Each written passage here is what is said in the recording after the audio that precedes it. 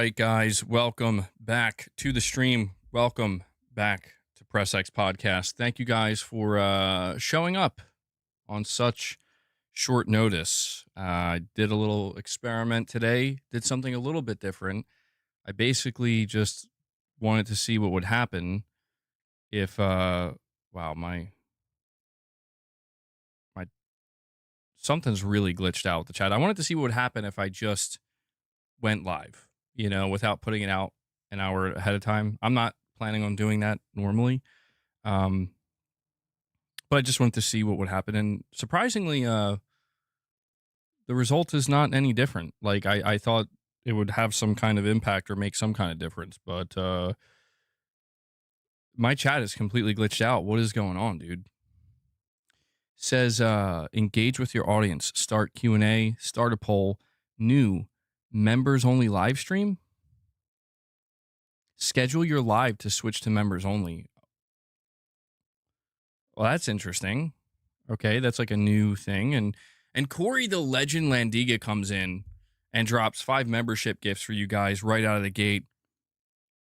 Boss, Corey's here. He's got you, bro. I'm no hero.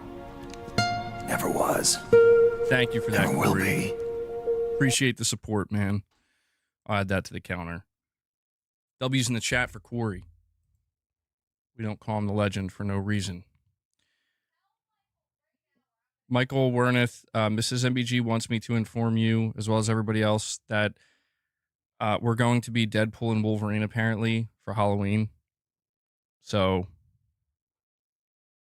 I don't know. Apparently, she just bought the stuff to do. I don't know. I'm not even really. I'm not paying full attention. I'm a little distracted. So I guess we'll see how that turns out. Okay.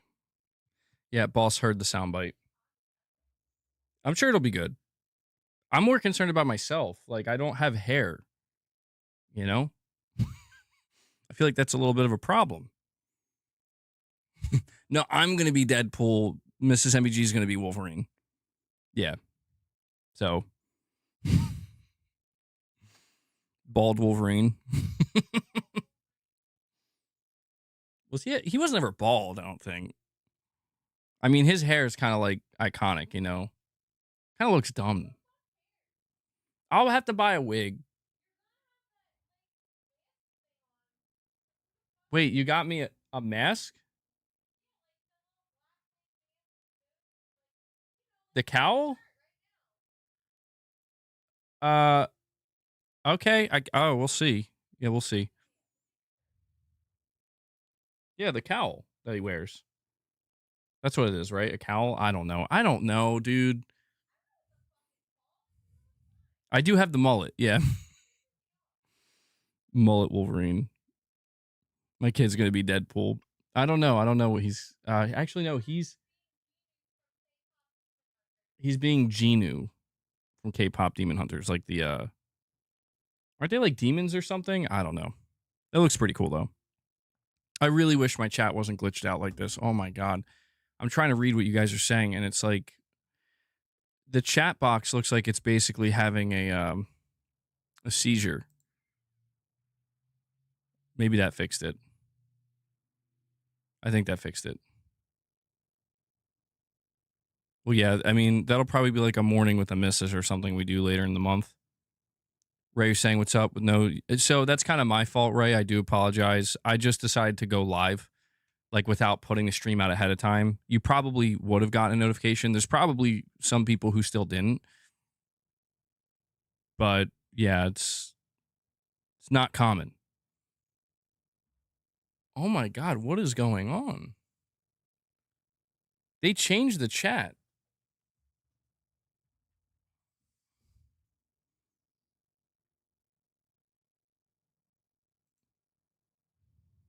I guess I don't know if it's just going to be this way permanently now or what. Just want to make sure that I'm on time. Hope you're feeling well today. I am feeling a little bit better than I was yesterday. Boss, come on, dude. I had a sore throat yesterday. It's still sore today, but I think it peaked yesterday. After I was done streaming, it was in a lot of pain, and it was like really hurting me. I was actually getting nervous. I was like, man, do I have like strep throat or something? but it felt a little bit better this morning. It feels a little bit better today. Still somewhat sore, but improving. So, Raven, what's going on, man? Mini Tom, you don't like the YouTube updates now? Yeah, YouTube seems to be updating things frequently, and I can't keep up. I don't even know what's going on half the time. I'm not saying they don't inform me. I don't know. There's just been many times where I boot up a stream or I go to make a video and something just completely different. I'm like, oh, okay, I guess.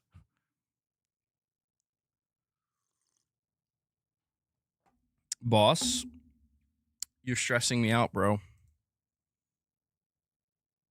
You're really stressing me.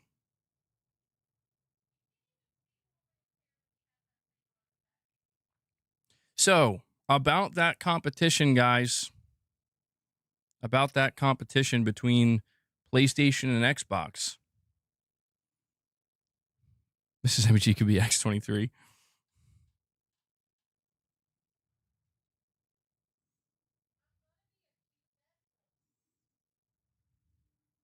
There's a competition. There we go. Ghetto God. He's got it. Yeah, so thank you for tuning in to today's stream. Turns out there is no competition. So that's it. That's all that I wanted to say. That's it. I'll catch you guys in the next one. Whiskey Gaming, what's up, man?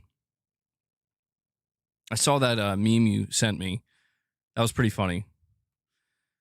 No, I'm just kidding. The stream's not over. No worries. Not yet. Not yet. Let's go Nintendo. They're the worst right now, but I hope Sony takes them on next. Well, apparently, if Sony's making that handheld and it's dockable, they might be. Kane Z7 says with the super chat, what competition? You mean publisher competition, like PlayStation's competition with EA and Ubisoft? Well, I wanted to have this discussion with you guys because I couldn't help but notice over the last 48 hours or so that I made a lot of people angry. It's understandable, I suppose.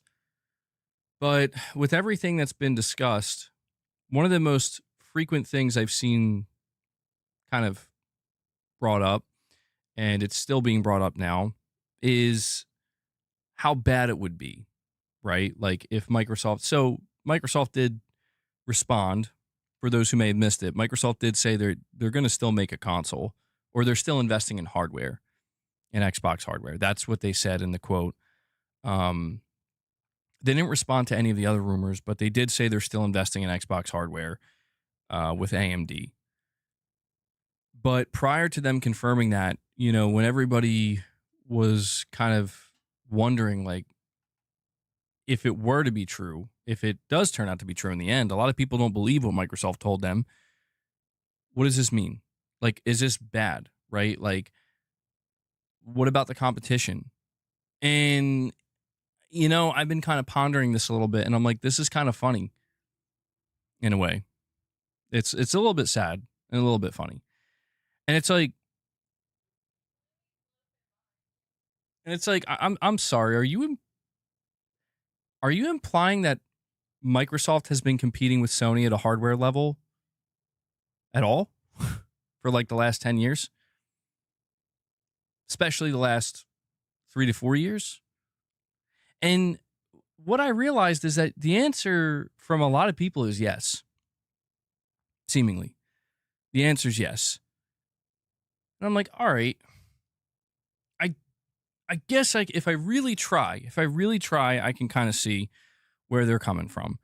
But I guess I find it strange that there's so many people who are jumping on the kind of bandwagon of like, it's going to be real bad if Microsoft doesn't compete with Sony.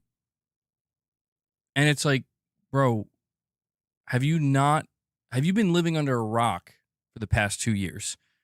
Specifically, the past 2 years. Because the reality is the competition ended a while ago. For a lot of people, the competition ended when it became clear that people were just not buying Xboxes anymore, and Sony's going on to sell 80 million. For a lot of people, it ended when Microsoft said, we're going to start putting games on PlayStation and enhance our games for the PS5 Pro.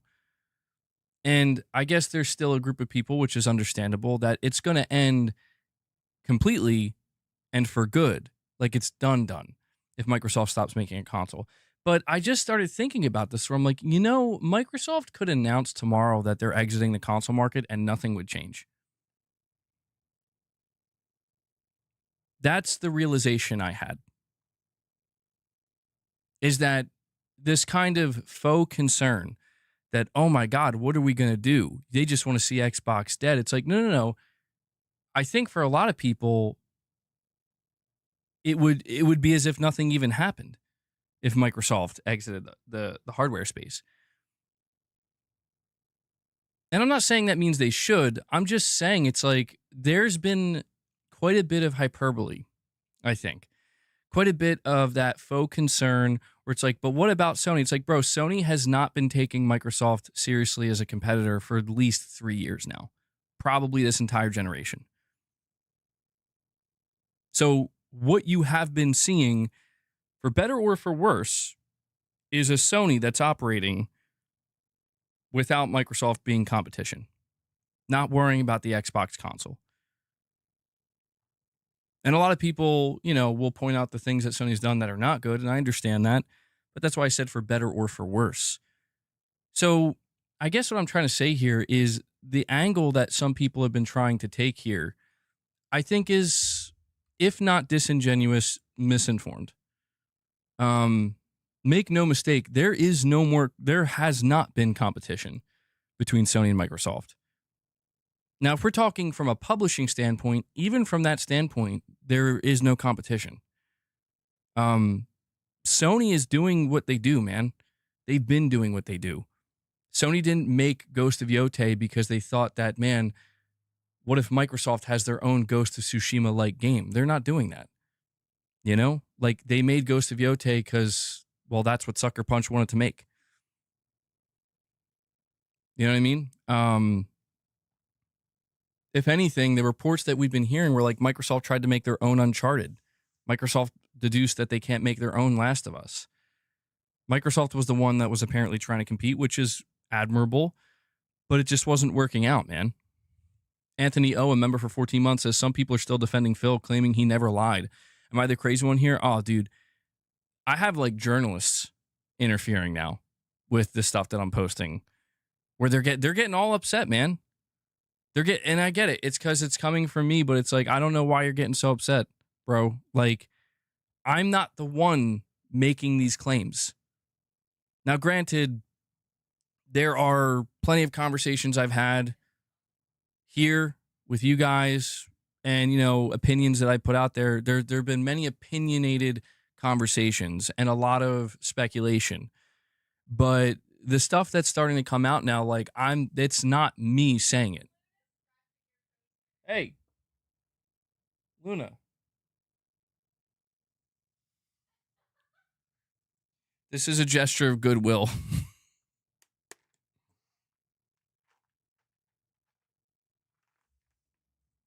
All right, boss. Damn cats. All right, don't scratch my posters anymore, Luna. But that's what's kind of crazy to see. Like Anthony, I totally feel you on this one, man. You're saying, am I the crazy one here? According to a lot of these people, yes, you are. You know what makes you crazy, Anthony? You play on PlayStation willingly. You're crazy. No, I get it. It's like there's this whole idea that the PlayStation fanboys, the ponies, they want to see Xbox die. It's like, dude, Xbox has been dead. Like literally the box itself. We're not talking about the brand. And I hate how disingenuous some of these people become when they have this conversation because they're like, oh, I guess Xbox is dead again. Oh, no, Xbox is dead. Like, bro, no one's saying that. Like, you're the only one saying that at this point. You know what I mean? Like, the way that they say it, the context. The context is Xbox is dead as in Microsoft is going to leave gaming. Like, dude, there is this great fear that not that Microsoft is going to leave gaming, but that Microsoft is going to completely transform what they are in gaming. And it's like newsflash, they've already done that. That's why I don't know. That's why I'm just saying like this whole rumor mill and how it's been this kind of like, oh my God, it's over. It's done. And then Microsoft is like, wait, we're still investing in the hardware. And it's like, huh, well, thank God. That was a close one. It seemed like it was. And I'm like, wait a second. Actually, nothing has changed. Like it turns out that that rumor didn't actually mean anything. I mean, maybe it meant something to the few that are still left, but in the bigger picture, it's like it doesn't mean anything. And I guess that's what I don't know. That's just kind of the realization I had where it's like, yeah, man, I just think that the idea that Sony and Microsoft are going to be in any type of competition whatsoever is it's out the window, man. It's been out the window. Owen, what's up, man? Xbox and Enron, both smoke and mirrors until the crash. Adama, you're saying it would be cool if they left gaming? I'm telling you, man, I'm seeing some of the craziest takes out here. I'm seeing people claiming that, you know, if I'm seeing the greatest gaslight I think I've ever seen, truthfully.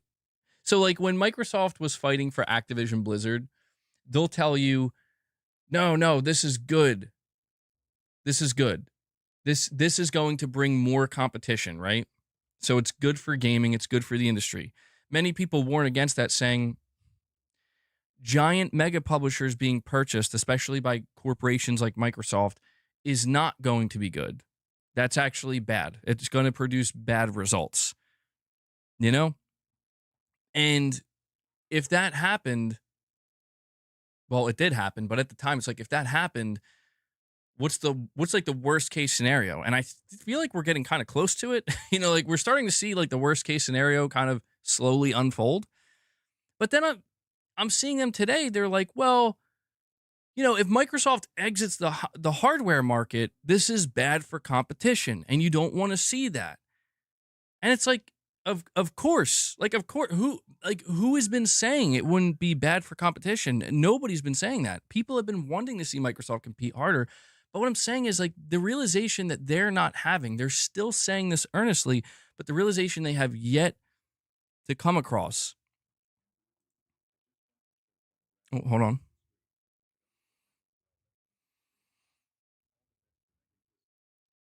Yo, Titus. Titus comes in and drops another $50 direct donation. Titus, bro, that is incredibly kind of you, man. You just dropped, I think, a $50 direct donation yesterday too. So thank you so much for that. I don't know if that came through. You're saying here, MBG, I just wanted to show some gratitude for your streams because I don't feel mentally well lately, and your streams help. All the best for Megan too. Well, thank you so much for that, Titus. I feel you, man. I hope you start to feel better. I hope things start to turn around, but I'd be lying if I said I don't understand where you're coming from. I absolutely do understand where you're coming from, man. I mean, I don't know what the cause of some of your mental strain is, but I've definitely been feeling some myself, and it feels like things are getting kind of crazier by the day. And so, man, doing these streams helps me. And the fact that it can help some of you guys out there too, like Titus, that means a lot to me. So I really appreciate it. Stuff like that helps me, keep going, even when sometimes it feels a little bit difficult to do so. So Titus, thank you so much for the kind words and the donation. And yeah, Megan's definitely excited to buy a little something for herself with that donation that you sent her way for her birthday. So thank you for that, man. And Omen86 comes in, or sorry, hold on, I missed. Are you wearing my underwear? He says, if they left gaming, what would we talk about? Great question, man. I don't know. Damn it, I have no choice but to start talking about Nintendo and Microsoft. If there's one reason I don't want you to leave gaming, it's because of that, man. I can't do it if that's all that's left. I mean, we could talk about Sony, but to be fair, I do talk about Sony a lot. This week, I've been talking a lot about Xbox, but I don't know, man. Microsoft isn't going anywhere in gaming, for better or for worse. They're not going anywhere. So the idea of like, what will we talk about? Something tells me that Microsoft is always going to be part of the conversation, dude. They've spent too much money to not be part of the conversation. I'm not actually, to be honest, a lot of this conversation isn't so much about Microsoft themselves because I think their ambition is clear. Microsoft wants to focus on AI and AI in gaming, which is not uncommon, but they're, that's their main focus as an entire corporation. AI, AI, AI, and cloud. And a lot of what they've been doing in Xbox or in the gaming division is not, you know, I don't say it goes against that, but if it's not making them money, it's not going towards their greater ambition. So I think we're seeing that transformation with Microsoft, and I think the conversation around Microsoft, if I'm being truthful, I think the conversation around Microsoft as time goes on is going to get much less interesting because it's kind of like how last year the conversation around them putting their games on PlayStation was like, "Oh my god, this is crazy." And it like lasted for a couple of weeks, maybe a couple of months, and then now it's just expected. Now it's just normal, and it's not even a thing that people blink twice at. Um, I feel like we may be getting ready to see that exact same thing happen with the hardware side for Microsoft if it hasn't already, and that's why I'm saying like I feel like it kind of already has happened. And Omen86, a member for 25 months, says I've owned 2 COD games in my life, played only one, just traded in both. Goodbye. Good luck with Microsoft. You won't ever see me again. Or good luck with it, Microsoft. You won't ever see me again. Damn, Omen. Omen's just like done, done. He's like, I just can't even. Although I'm curious, what Call of Duty's games did you have? You only bought 2 in your life. That's impressive. Only 2 Call of Duty games. There's so many. Omen's done. He's had enough.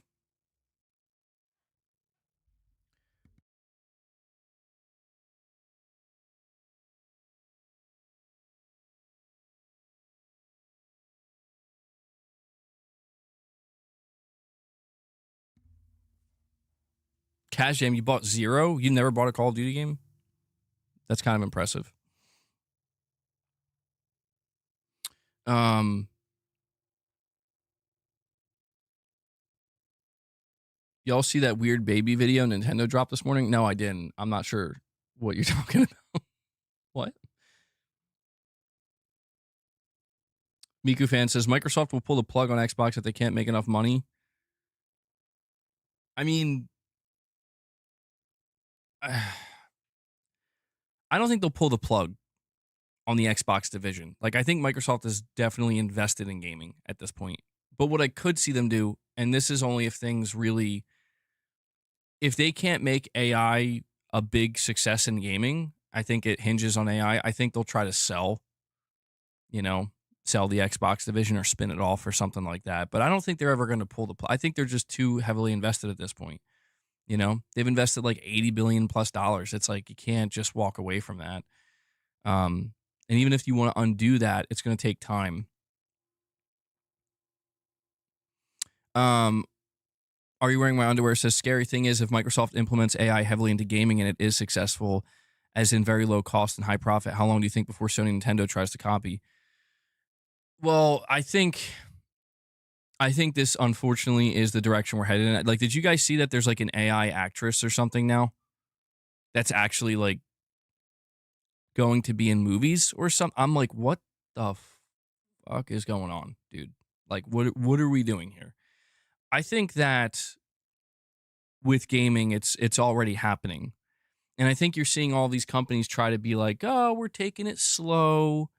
We're not going to rush. But I think it's going to become a relatively normal thing. And I'll tell you what, man. In the long run, when it comes to AI and gaming, I could see a situation where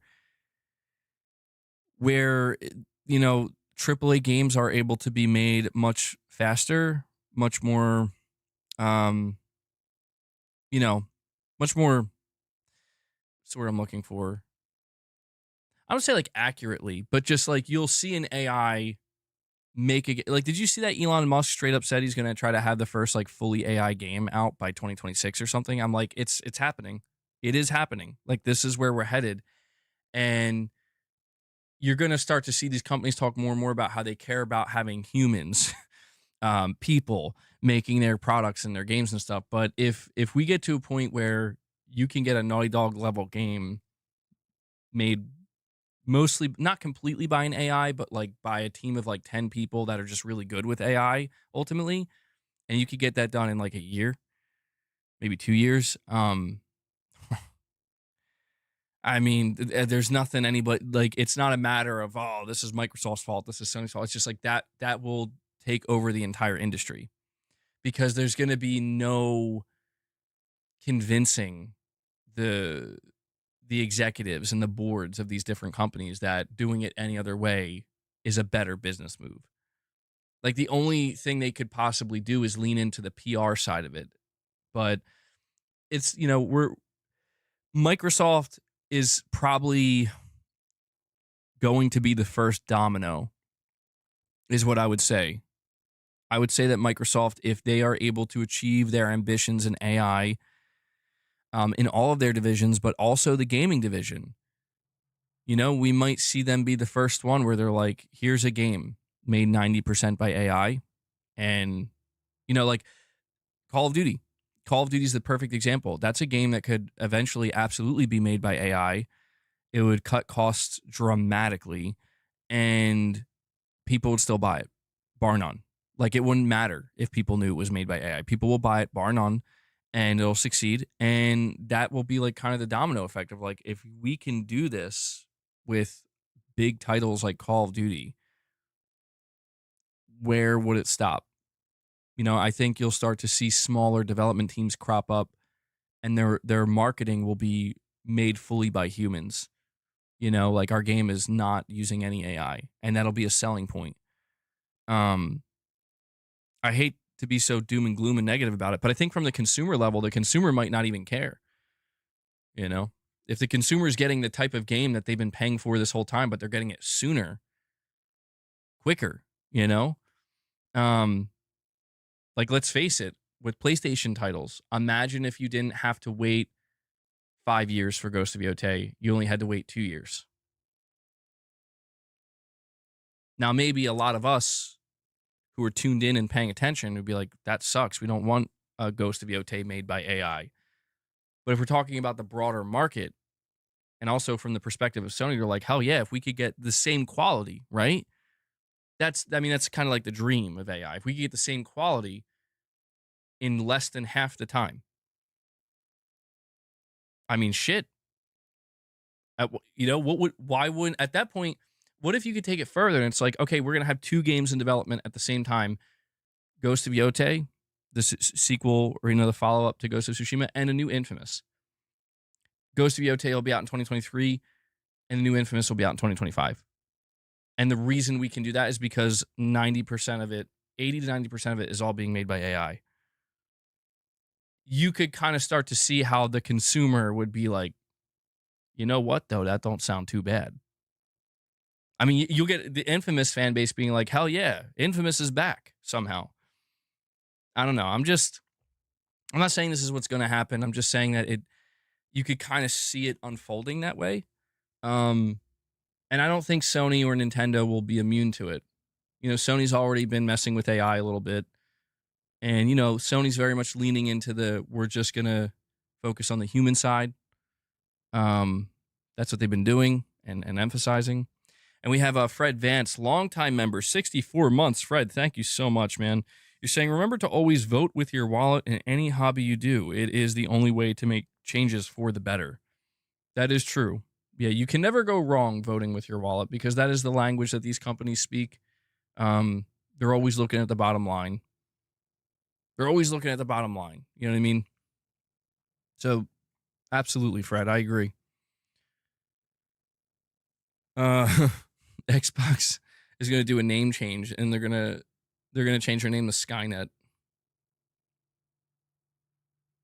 Yeah, see, that's where it gets scary, Tarnished. That's kind of crazy. The fact that we're on that path, and that's what we're on a path where, like, in the long run, people could end up saying, I actually like AI games better. As cursed as that sounds. And Are You Wearing My Underwear says, for example, Microsoft could have a third of PlayStation's devs, but make 4 to 5 games times the games using AI hypothetically, low cost with high output, but probably I think you're saying it's probably not going to work. We'll see. We'll let Elon Musk go first. Apparently, he's going to be the first one. Um, he's. I saw that trending today where he said he's going to have the first, like, I'm assuming AAA game out made 100% by AI, and you got to wonder what this is going to look like. I'm assuming it's going to be absolute trash garbage, but what you're really going to want to look for is, does it have the potential? Like, does this look like the beginning? Like, are we going to end up seeing this game come out, this AI game, and it's like the equivalent of the first iteration of AI, generative AI making, you type in Will Smith eating spaghetti and it looked cursed, it looked horrible. And then you give it 3 years, 2 years, 3 years, you type it in now and it looks real, like it looks indistinguishable. Um, if that's what we're seeing happen, then this could conceivably mean, this could mean that by like 2030, we're going to be seeing a game from a known publisher and they're like 95% of it was made by AI and it's going to look really fucking good. If that's the trajectory we're on, because the thing about AI is it's been improving at an exponential rate. Like we can't really even keep track of it. It's just it's getting it's if you look at the progress that's been made with generative AI over the last 3 years alone, it's like holy shit.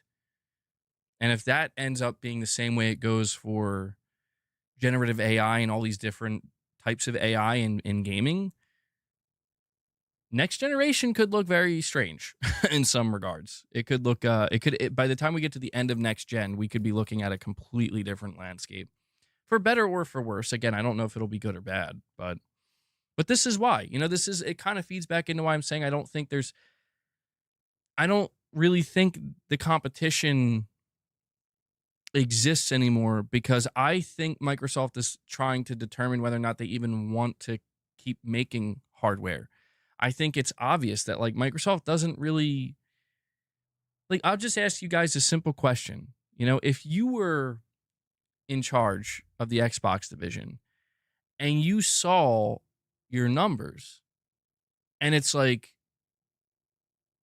you see that like nobody's buying Xbox, like literally nobody's buying Xbox, especially because you raised the price again. But I mean, every month it's like down 30%, down 40%, down 50%, and just nobody's buying it. What would be the incentive for you to say we still got to make more consoles though and make more hardware? I think all that's left from Microsoft's point of view is, well, we still have at the very least a few million people that if we just put something out, even if it is just a PC with an Xbox logo on it, if we put something out, they'll buy it and they'll probably pay a good amount for it and then they'll be happy with it. I think Microsoft has completely bowed out of trying to take on Sony, take on Nintendo. I think they're leaving it to Sony and Nintendo. And I think that when you see this console come out from Microsoft, if it even is a console, I think it's going to be very, very I think it's going to go down exactly the way we're seeing the Xbox ROG Ally X. I think it's like, this thing is here. It's technically an Xbox handheld, but nobody really cares. Like it's there for the very few people that want to buy it for $800 or $1,000 or however much it is. I think you're going to see that exact same thing with this next box that Microsoft puts out. And I think you're going to very clearly see the difference when Sony comes out with two PlayStation 6 devices that are clearly targeting, like they're trying to sell tens of millions of units with these things. It's going to seem more like Sony's taking on Nintendo than they are Microsoft. I think that's what we're going to see. You're saying look up the Sora AI stuff. LOL, it's crazy. I was looking up some of it and I'm like, yeah, I don't know, man. I have to be careful how much of the AI stuff I look into because it throws me into existentialism. It really does. Because when I look at it, I'm like, bro, how do we know we're not already in AI? How do we know we're not already in a simulation? Like, and it throws me into that. Like, are we in the Matrix, bro? We're in the process of apparently creating the Matrix. It's the beginning. How do we know we're not already in it? How do we know we're not creating a matrix within a matrix? And that's where I'll end it because I can't. I mean, where do I go from there? Where do I go from there? Easy Tone with a super chat says, haven't caught stream in a while, so I may have missed it. But how many hours into Yote are you, and what do you think of it so far? I did talk about this yesterday, but I'm about 10 to 11 hours into it. I played a little bit more last night. Um, I'm thoroughly enjoying it. I just really, I've been seeing people on Twitter talking about how they're running into it's not a problem, but they're running into the same situation that I am, where you're seeing the hours rack up of playtime, but you're like you've made no story progress practically. There's so much like extra content, and I don't mean that in like it's like a bad way. It's just there's so much. It's like I was saying yesterday, Easy Tone. I don't think I've ever played an open world game with this type of flow, where it's flowing in a way where even just yesterday when I was playing, I saw one of the birds flying in front of me. Or no, sorry, I came across the first wolf den, and then I had to follow the wolf. And so I'm riding on horseback, I'm following the wolf, and I see like literally six different things along the way. I'm like, well, I can't stop at any of these things because I got to follow this wolf and see what's going on. And after I take care of, freeing his wolf buddies, I'm like, okay, I got to go backtrack now and see what those six things were. And the funniest part about it is it originally started with me trying to find a cave for a bounty for a dude I was trying to hunt down, and I ended up getting just pulled in like again six different directions, and then I finished all that, and I'm like, okay, I'm gonna go find this bounty now. And so I like made almost no progress in the story, so I'm like, I don't know, I feel like I'm playing this game in like reverse order, but not forcefully.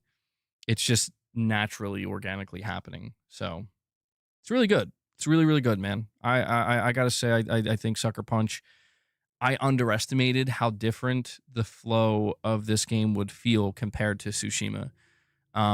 They definitely, like I said, I think nailed it. And are you wearing my underwear? Says maybe Elon will buy Xbox. He loves the letter X.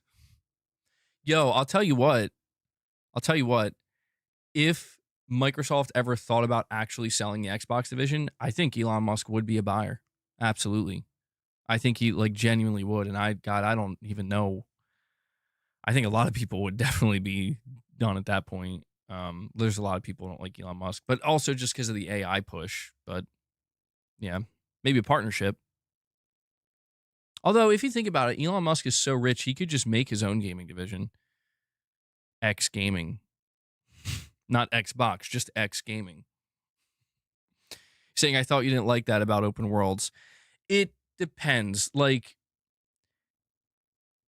if you throw me in an open world where it's like, we're not going to show you where anything is or tell you. Now, granted, in Yote, there are things marked on the map.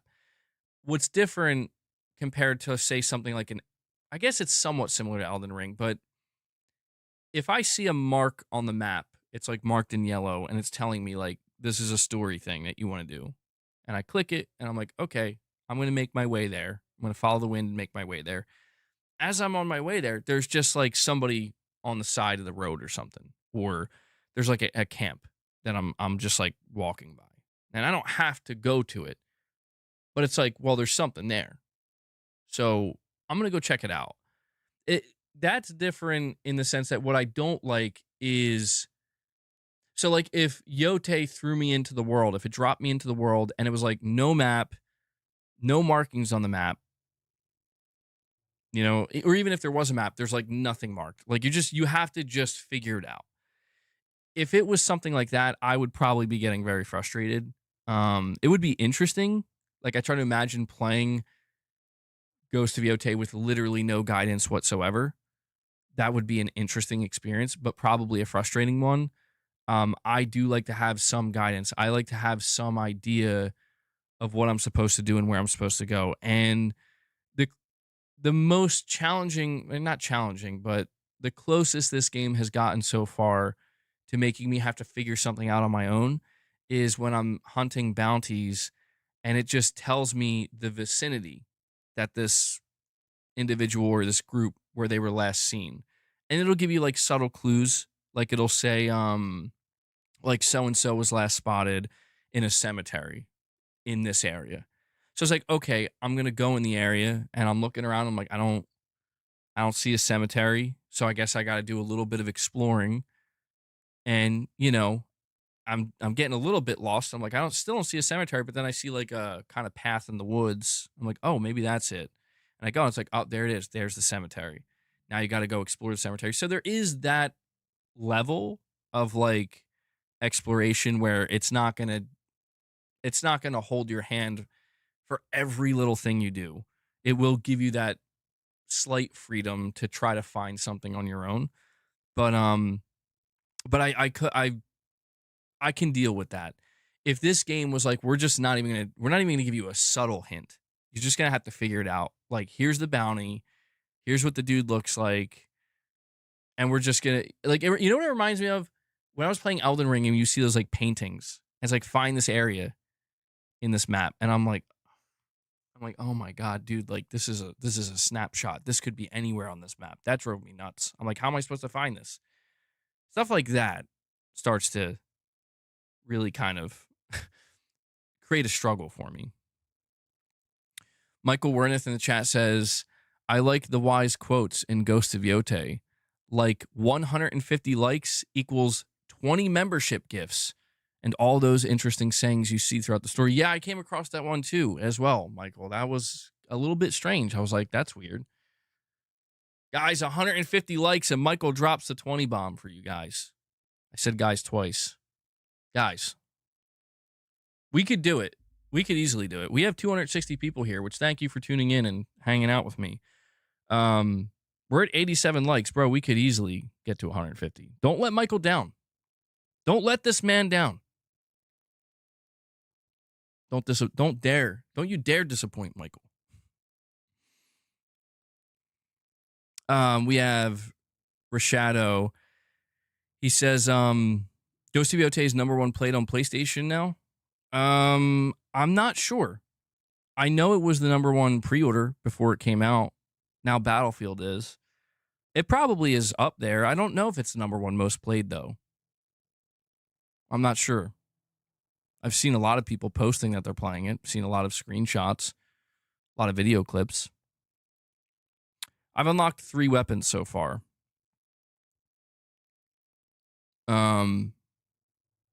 I have the bow, I have the Odachi, I have the dual katanas. I need the Yari and I think firearms. And there's another one actually. I forget the name of it. But I don't know. I'm still making yeah, that's the thing. Like, I'm not even really going after anybody yet because I'm still trying to get all the weapons. But I'm telling you, I keep getting super distracted. 99 likes, guys. We need 51 more. Hit that like button. I'm not going to talk until we hit 150 likes.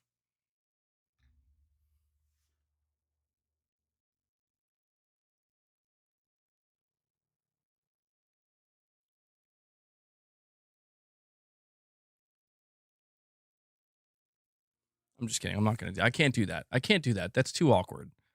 I just feel like a dick. It's just too awkward. I can't do it. You took your like away? No. Yeah, the likes start going down. Let me see here. We have I'm running behind. Oh, hold on. I'm very confused. Oh, okay. Anthony O with the super chat says, I struggled with Ghost of Tsushima, but I love Ghost of Yote. Missions and story feel overall more interesting. Still some pacing issues, but so far I'm really enjoying it. Well, I'm glad to hear you're enjoying it, Anthony. And that's interesting. You're saying that you struggled with Ghost of Tsushima, but you're loving Yote. You're not the only one. I've come across numerous people who were saying that they do like the story of Yote better. They like Atsu better as a character. They like the engagements and some of the dialogue better. Um, you're saying there's still some pacing issues. Yeah, I don't know what to make of that because I feel like part of the design of Ghost of Yote is it could be the worst paced game. It depends on how you play it. It is one of these games where they seemingly sacrificed having a specific pacing that they intentionally want to implement into the game. They sacrificed that for kind of player freedom, to be able to explore at your own leisure. And it makes more sense now when they were trying to explain like you can go after um whichever member of the Ote 6 that you want at first, or kind of in any order you want. It does, but they were also saying at the same time like there is a linear story, and I understand what they mean by that now, where you can't just kind of, at least for what I played so far, like you do have a certain order, like you can't just go to the last guy immediately, but they do kind of give you that freedom where it's like, okay, you could choose between like these three guys though, which one you want to take on first. And I do find that interesting because, well, to be honest, I'm like, as you're coming across different characters and different camps and different hints, I guess you could say, where you're engaging with other characters that are going to give you more information about these specific Yote 6 members. Like I'm learning about the snake and the dragon, or the spider and the dragon, I think.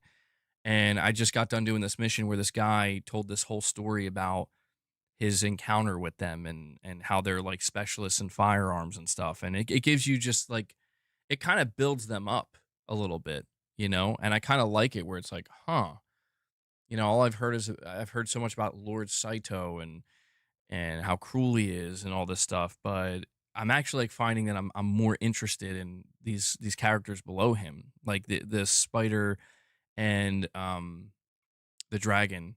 They're like his sons, and I'm like, that's pretty interesting. So they may end up being the first ones I go after. I'm not sure though, but that seems to be, yeah. I don't, I wouldn't qualify that as a pacing issue. It's just you got to know what you're getting into. Like I think anytime you engage in an open world and you can kind of engage with the story at will or walk away from it at will, I think that just inherently tells you that the pacing is going to be kind of up to you. Because if I wanted, I could have ignored every side thing I've done so far and just go, with only story stuff, and purposely ignore everything else that's popping up near me or around me. And that would probably make me feel differently about the pacing of the game, you know? It would probably make me feel like this game's paced great, story wise, but I don't know. Maybe I could do like a second playthrough where I just do it that way. Like, what would it be like to experience this game just purely doing story missions, not doing anything else? How different does it feel? But Anthony, I appreciate the super chat, man. And we have Whiskey Gaming, a longtime member for 55 months. Thank you for that, Whiskey. He says, seems completely different from the review that one guy where he complained about it being too easy and a hand holding type of game. Yeah, I was thinking about that. Um, yeah, I kind of had a feeling when I was reading that review that it just seemed like this guy doesn't like this game. He doesn't like these type of games. He almost came off to me like he had some kind of axe to grind with Ghost of Tsushima and now Ghost of Yote. And I'm like, I don't like, he made me feel like when I went into this game was going to make me feel like an idiot. That's what his review made it sound like. Like, this game's going to make you feel like a dumbass. And it absolutely doesn't. Like, don't get me wrong, it's not the most difficult thing I've ever played, and they're not giving me like the most difficult things to figure out. And a lot of it is very straightforward. But yeah, like, I'm just surprised that the person in that review didn't mention that if you choose to do the bounties, you have to kind of explore the map at least a little bit and find like if they're hidden in a cave or something. And you gotta do some level of exploration. And the way the guy made it sound is like You just click this part of the map, you go there, and then boom, it's just there. That's it. They're just waiting for you, standing there. And I'm like, well, in some instances, but in a lot of instances, it's not like that. So I don't know that review was very strange, Whiskey, and I don't understand. I I was struggling to understand where that guy was coming from with the review before I played Yote, but now that I'm playing it myself, I have no idea what they're even talking about. I don't know. They rated it a 6 out of 10. I'm like, bro, listen, I'm not trying to glaze Sony and their studios right now, but this is not a 6 out of 10. This is not a 6 out of 10. It does remind me of Ghost of Tsushima in that sense, where I remember people were giving Ghost of Tsushima like a 5 out of 10, and I'm like, what are you smoking? Like really? It's just mid. It's totally mid and average. It's not doing anything particularly well. I'm like, come on, man. Yeah, we're at 125 likes, guys. 25 more. You can do it. If we hit 150, Michael says he'll drop some membership gifts for you guys. Don't let him down. Keep hitting that like button. Playing on hard or lethal is difficult, especially duels. Yeah, I was thinking about increasing the difficulty. I think the only reason I'm waiting to increase the difficulty is because I want to wait till I get all the new weapons and I want to get a feel.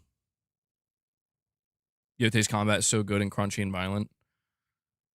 I'm sorry for my older thoughts about its combat that mostly stemmed from a lack of knowledge and insufficient impression. The combat is really good. Yeah, the animation seems smoother too.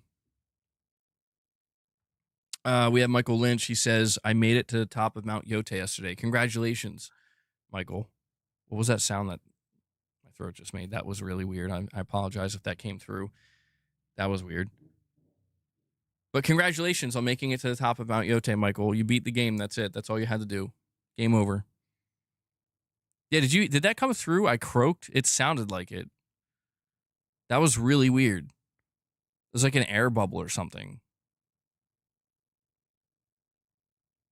I am still a little bit sick, so I may start throwing up at any moment. Yeah, the draw distance is insane. I'm sorry, Michael. I apologize.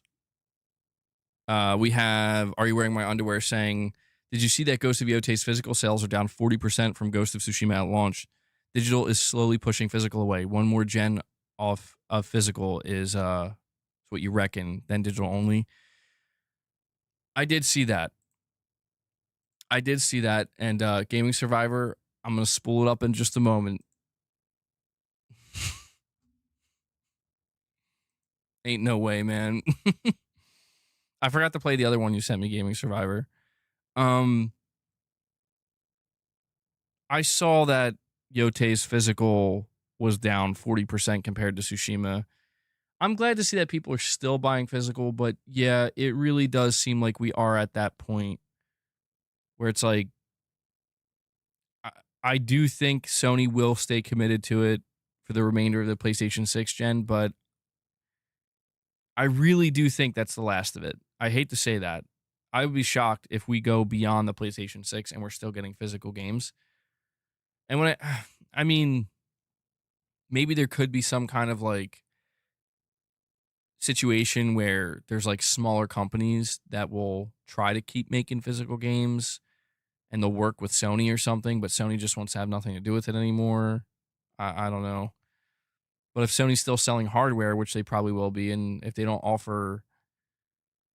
See, I think Sony's going to always have to offer the disk drive, though, as an attachment. I really think so. Because, I mean, think about it. Like, unless they move on to the PlayStation 7 and they're like, we're not doing backwards compatibility.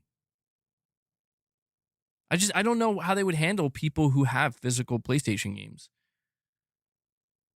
Like, are they going to turn to the people who do have physical PlayStation games with the PlayStation 7? I know we're thinking way out, but like, sorry guys, you're shit out of luck if you have a physical collection. If you bought your PS4 and PS5 games all digital, you could still play them.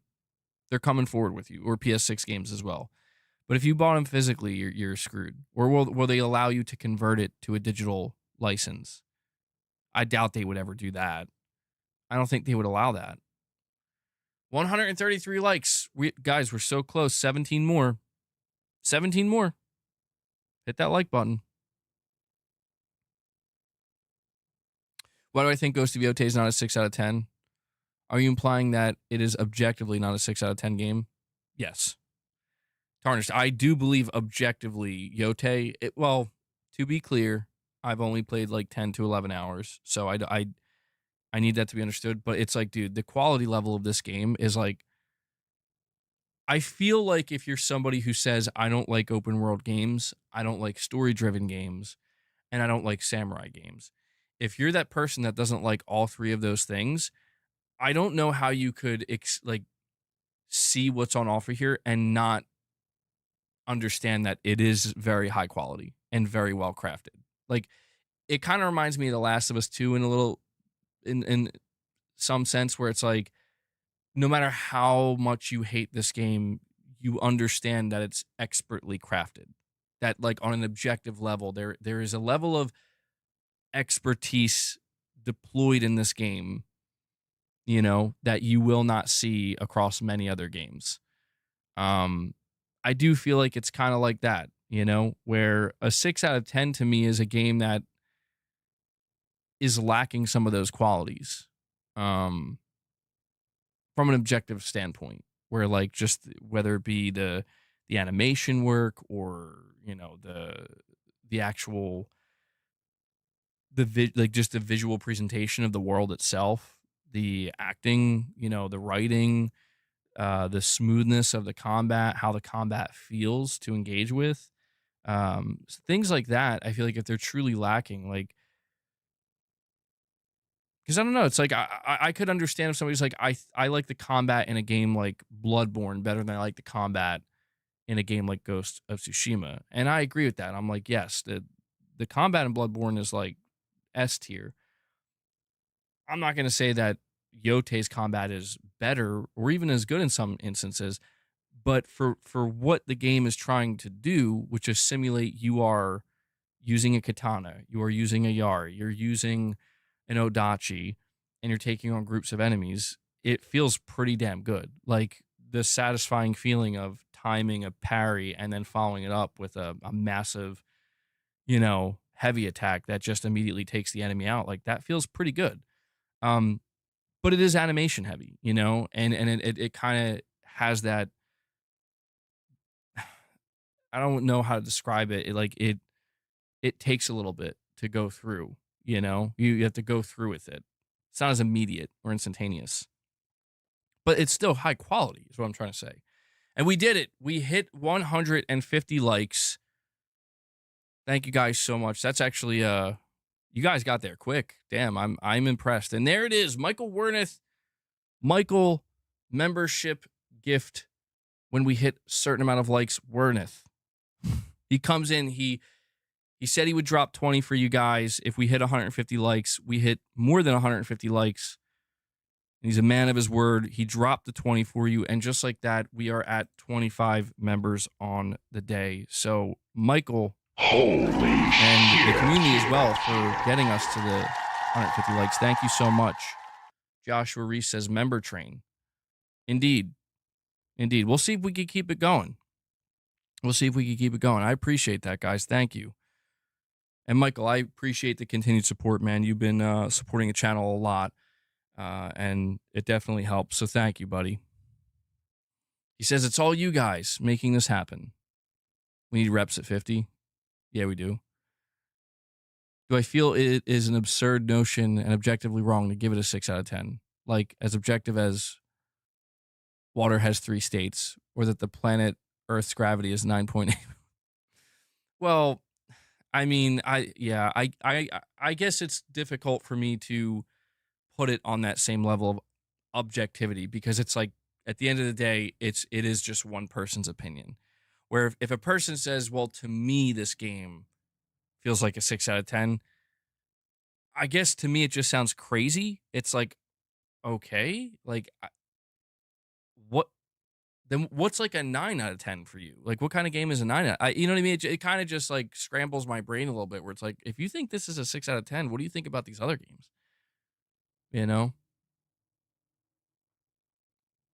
But yeah, I don't think I could really whittle it down to like truly genuinely objectively untrue, because it's like it kind of negates what a review actually is. A review is just one person's opinion. So it would be technically wrong for me to try to quantify it that way, you know. We have Josh Z with a $10 super chat. Josh, thank you. By the way, Josh, I know that this is not to do with um your super chat, and I'm going to read that, but I just wanted to say that I came across like a thread on the PS5 subreddit where I think it was the director of Expedition 33 was asking which ending for the game is the right ending, and it completely threw me off guard because I was like, I just realized I never saw the other ending. I'm not going to spoil anything, and I'm not going to talk about the endings here, but I decided to look it up the other day, or yesterday actually, the other ending of the game, and I'm like, damn, I can't believe I overlooked this and didn't like actually if not replay the game, but go out of my way to watch this video, because the other ending for Expedition 33, um, I like much more. Again, without spoiling anything, but I just wanted to throw that out because I know that we were talking about this, you know, back when Expedition 33 came out, and we were talking about the endings, and I almost forgot that there was a choice you could make at the end of that game, and that there are like two different endings, and I just feel totally late to it, but it was really good. Um, Xbox Magnus is not canceled. Moore's Law is Dead just came out with a video about it. MBG would be very expensive for them to cancel it at this point. They have a contract with AMD to make at least one more console. Yeah, I was thinking about that too when we were talking about this yesterday. I was like, what about that Magnus APU? You know, the other ending irritates you a lot. Yeah, it's funny because it seems like the reactions from people for both endings are kind of like they're both tough, you know? They're both tough in their own way. Um, but I do have excuse me, there is one ending I like more so than the other. Maybe one day, I don't know. Maybe one day we'll do a spoiler cast. I just feel like excuse me, I feel like I'm just super late to it. It's for very personal reasons. I totally understand. Yeah, I completely understand. Very good game, man. Expedition 33, fantastic. But you're saying here the big question is how would using AI, how would it affect pricing? Also, Microsoft is the cancer that spread the rest. It is the cancer that spread the rest of the industry by charging for online services. Infection, excuse me, started so subtly we never noticed. Damn, Josh just went in hard. That is true. Yeah, I think Microsoft felt so confident in charging for online with live because they were kind of ahead of Sony and certainly Nintendo. And so I think they had this kind of like, you know, they were able to kind of present it as we're the premium multiplayer experience in the console space. So, you know, if it's premium, if it's better, you're gonna have to pay for it. And then Sony, it was so shitty to see Sony charge with the PS4 because you know they did it because they're like, we could do this now. We could definitely do this now. And yeah, it and now even Nintendo does it. It does suck, man. But I don't know. It's kind of like one of these things where, like you said, it's spread, it's taken over. There's not much that can be done about it now, unfortunately. I do wish that never happened, though. That's one of the things I do remember about the PS3, and I remember feeling a little bit jealous about it. Um, when I was on the 360, where like multiplayer on the PS3 was free, I was like, what? Really? But like, I don't know, the PS3 kind of had this bad reputation at the time, where it's like, yeah, but it's not Xbox, it's not live, you know, so it's probably not as good. It kind of did create this weird image for Sony as well, too, where it's like it's better that it's free, but especially because Sony got hacked, you know, in 2011, it was a weird situation, but it sucks. And we have Easy Tone. He says, what you're saying makes me realize I think what a lot of open worlds do is try to give you lots to do, and it feels like a chore. With Yote, I just want to do that stuff. It's a sweet spot. Yeah. Yeah. It's kind of a perfect, I don't know if perfect's the right word, but a very good mixture, a good balance where I know there's a lot to do in this game. And I know that even though I can't see it when I look at the map, there's stuff everywhere. I know that. But there is something different about like just randomly coming across a shrine or seeing the yellow uh statues that indicate there's a shrine nearby and just kind of coming across that and being like, okay, I'm going to start exploring this vicinity because there's a shrine here. There is something more rewarding, I guess you could say, just kind of stumbling across that and upgrading Atsu in that way naturally than just constantly looking at the map and clicking. Now, if they wanted to show me everything, I would still be okay with that. I don't mind checklist gaming. I enjoy it a lot of times, but I do use the wind. Yeah, I use it for anything that is specifically marked on the map, and I'm trying to get there. But I'm talking about just all the stuff that's just kind of randomly popping up in between. You know, like I wasn't looking for my first wolf den yesterday, but I came across it um spontaneously and I didn't know what was going to happen. I'm like, "Oh, okay, this is a wolf den." And then I had to follow the wolf and there were a bunch of other wolves that were caged that I had to, we got to fight together, me and the wolf, and it was really cool. I'm like, "This is pretty sweet." And then there was like 3 waves of enemies. I'm like, "Shit, that was way more enemies than I expected." I free the wolves and then I unlocked the tree, the skill tree for the wolf, and I'm like, "Oh shit, I forgot that this was even going to be a thing." And it was just interesting to me that that just happened when I was trying to make my way to, I think, the Odachi Master to learn the Odachi and how to use that weapon. I'm like, that's kind of funny. Um, but yeah, it's a good blend. It's not overwhelming. Um, because a lot of these checklist games, a lot of these open world games, when you open the map, if they show you everything, it can be completely overwhelming. We're like, oh my god, like what even is all this shit? Yeah, people have been telling me that this game really gets good the further you get into it. Like it really starts to pick up, and I'm like, okay, all right, taking my time with it right now. But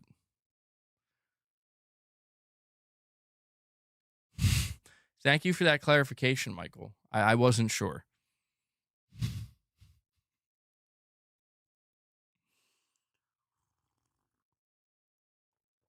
Um, the wolf saved you like 3 or 4 times. Yeah, the wolf saved me like twice.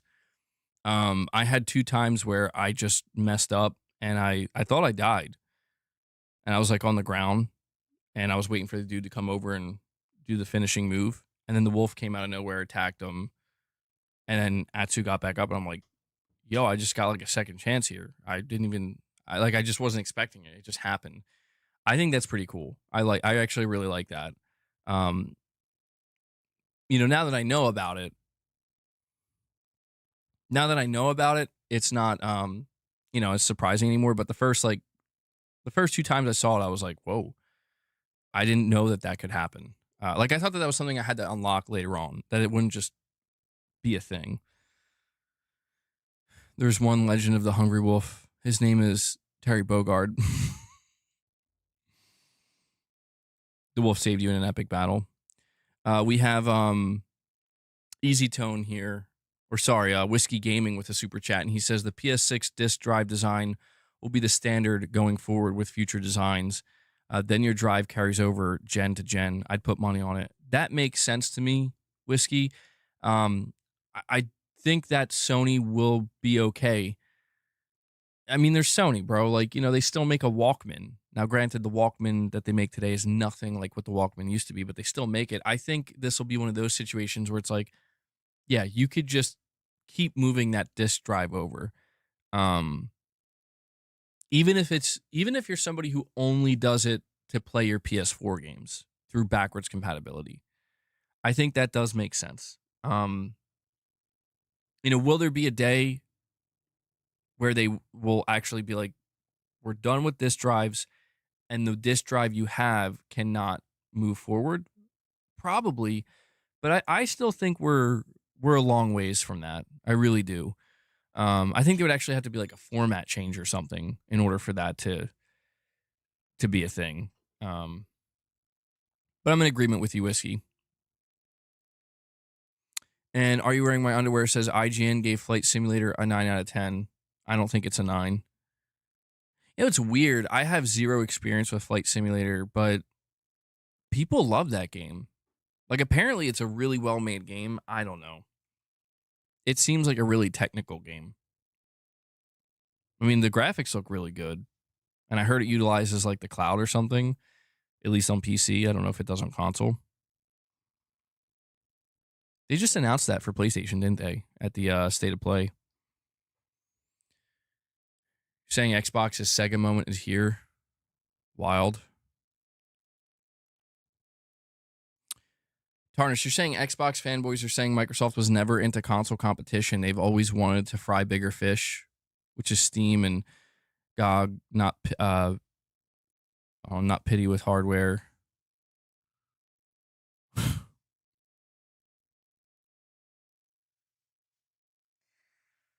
Tarnish, look, I don't watch that content.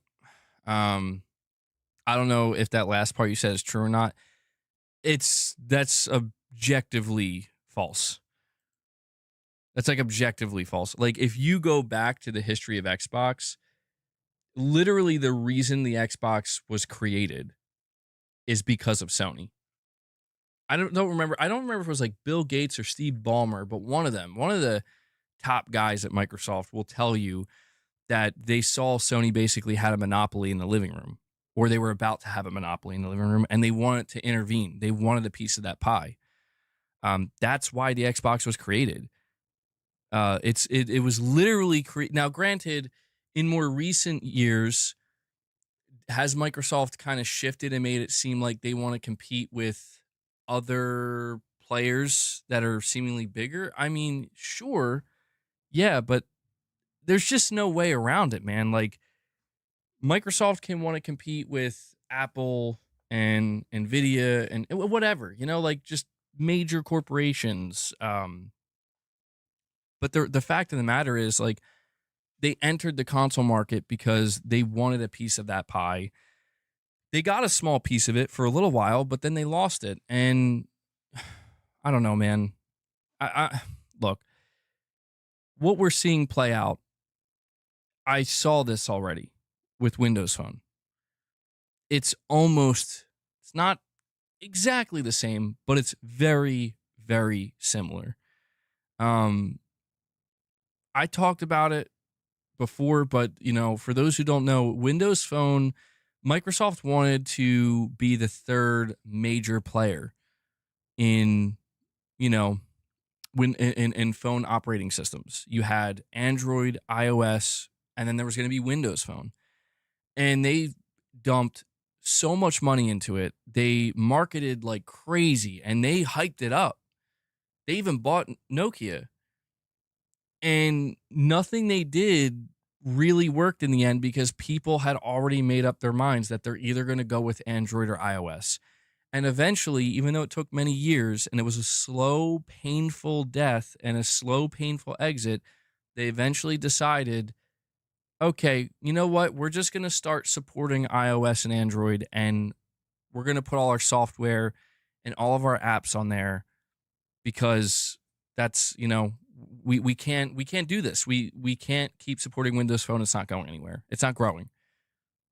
I am telling you, like, I watched this unfold in real time. The exact same thing is happening with Xbox. It's already happened. Like, so here's one for you. You guys remember I'm saying this. Hold on, I want to find it.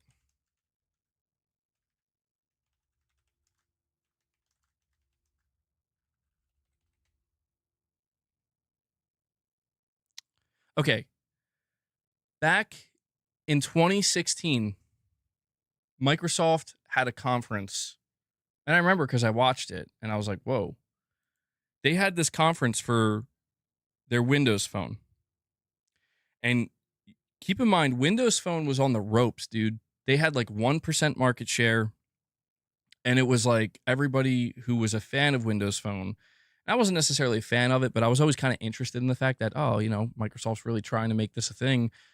But there were people who were very passionate about Windows Phone.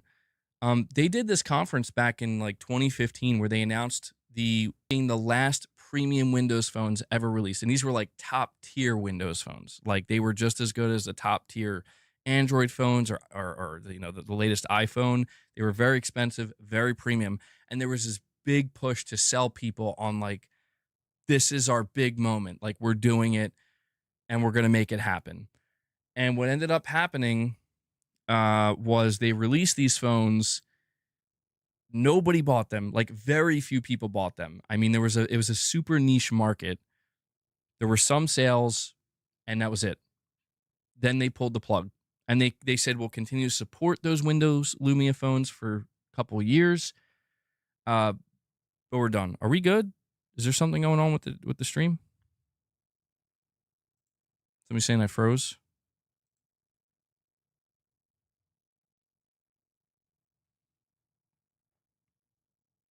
I'm just waiting for feedback from the chat now. Irfan, no, that's my bad, dude. That's my bad. I didn't go live later. I didn't put the stream out ahead of time. I just went live at 12 p.m. Eastern on the dot. So that's my bad. I don't normally do that. So I'm sorry. All right, we're good now. So anyway, Microsoft, they put out these premium smartphones or Windows phones. There were maybe like a few million people, maybe less than that, honestly, that bought them. And after that, not too long after it came out, the hardware that is, they announced that, yeah, Windows Phone is done. Like they're done. And they're moving all of their apps over to Android and iOS. And they reassured that the people who invested by buying the latest Windows Lumia phones that they'll continue to support them, but eventually support would cease. And now it's just, it's practically a decade later, but it's done. It's over. It's like it's just a complete thing of the past. Microsoft, they make all their money in the mobile sector through applications, through all the stuff that was supposed to be Windows exclusive. Um, now it's on Android and iOS. But here's the kicker. You ready for this? So many years later, and I couldn't believe this, many years later, Microsoft announced a Surface phone. It wasn't really it was kind of a phone. It was like a foldable device, but you could make phone calls on it. But it was a Surface.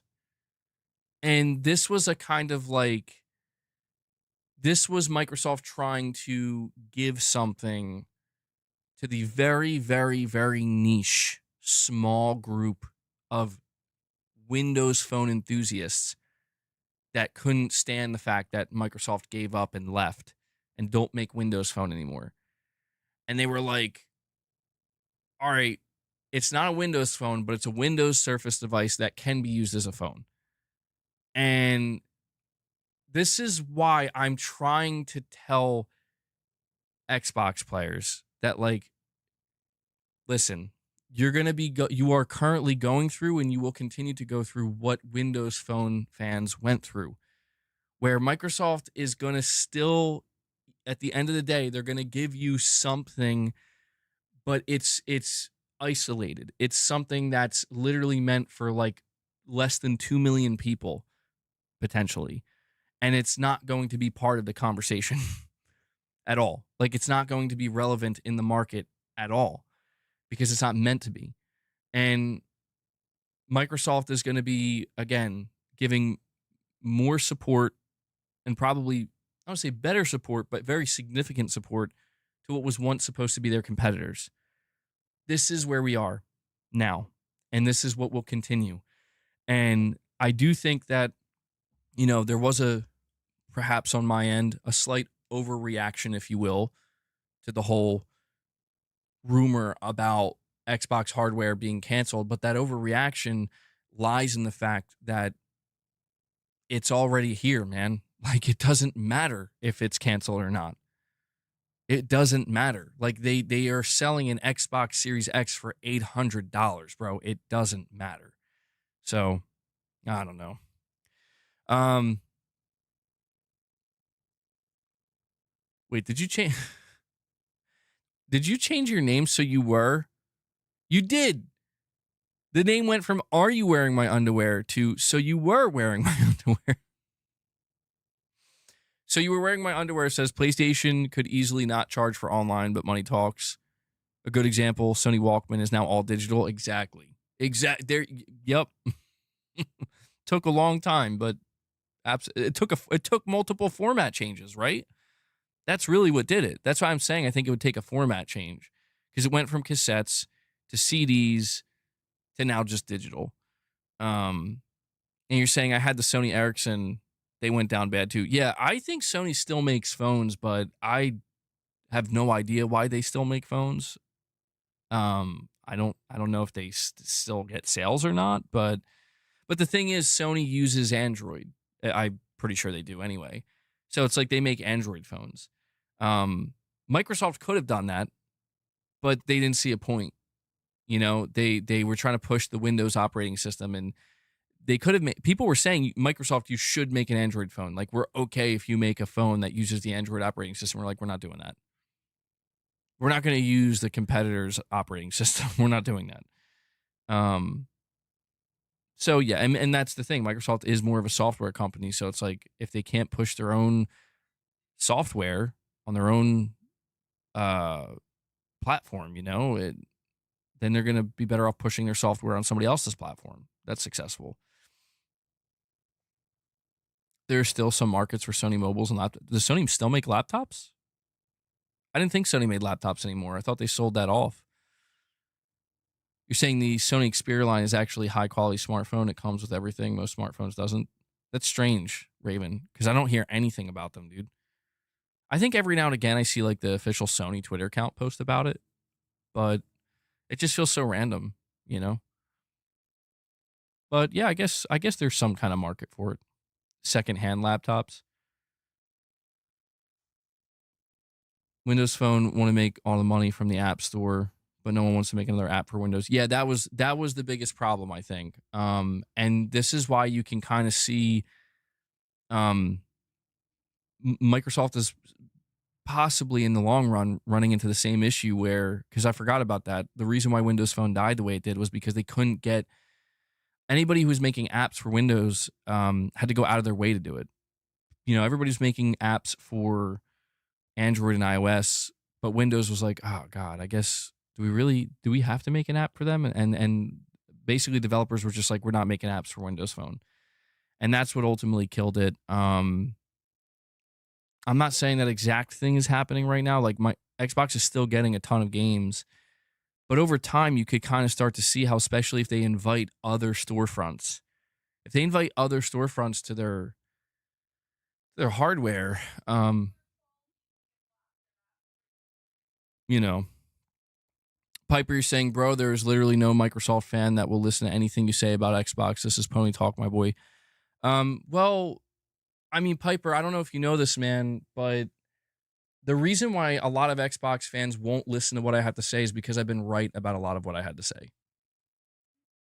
And that's like, I'm not saying that in some pompous way. It's just I've been right about most of what I had to say about Xbox.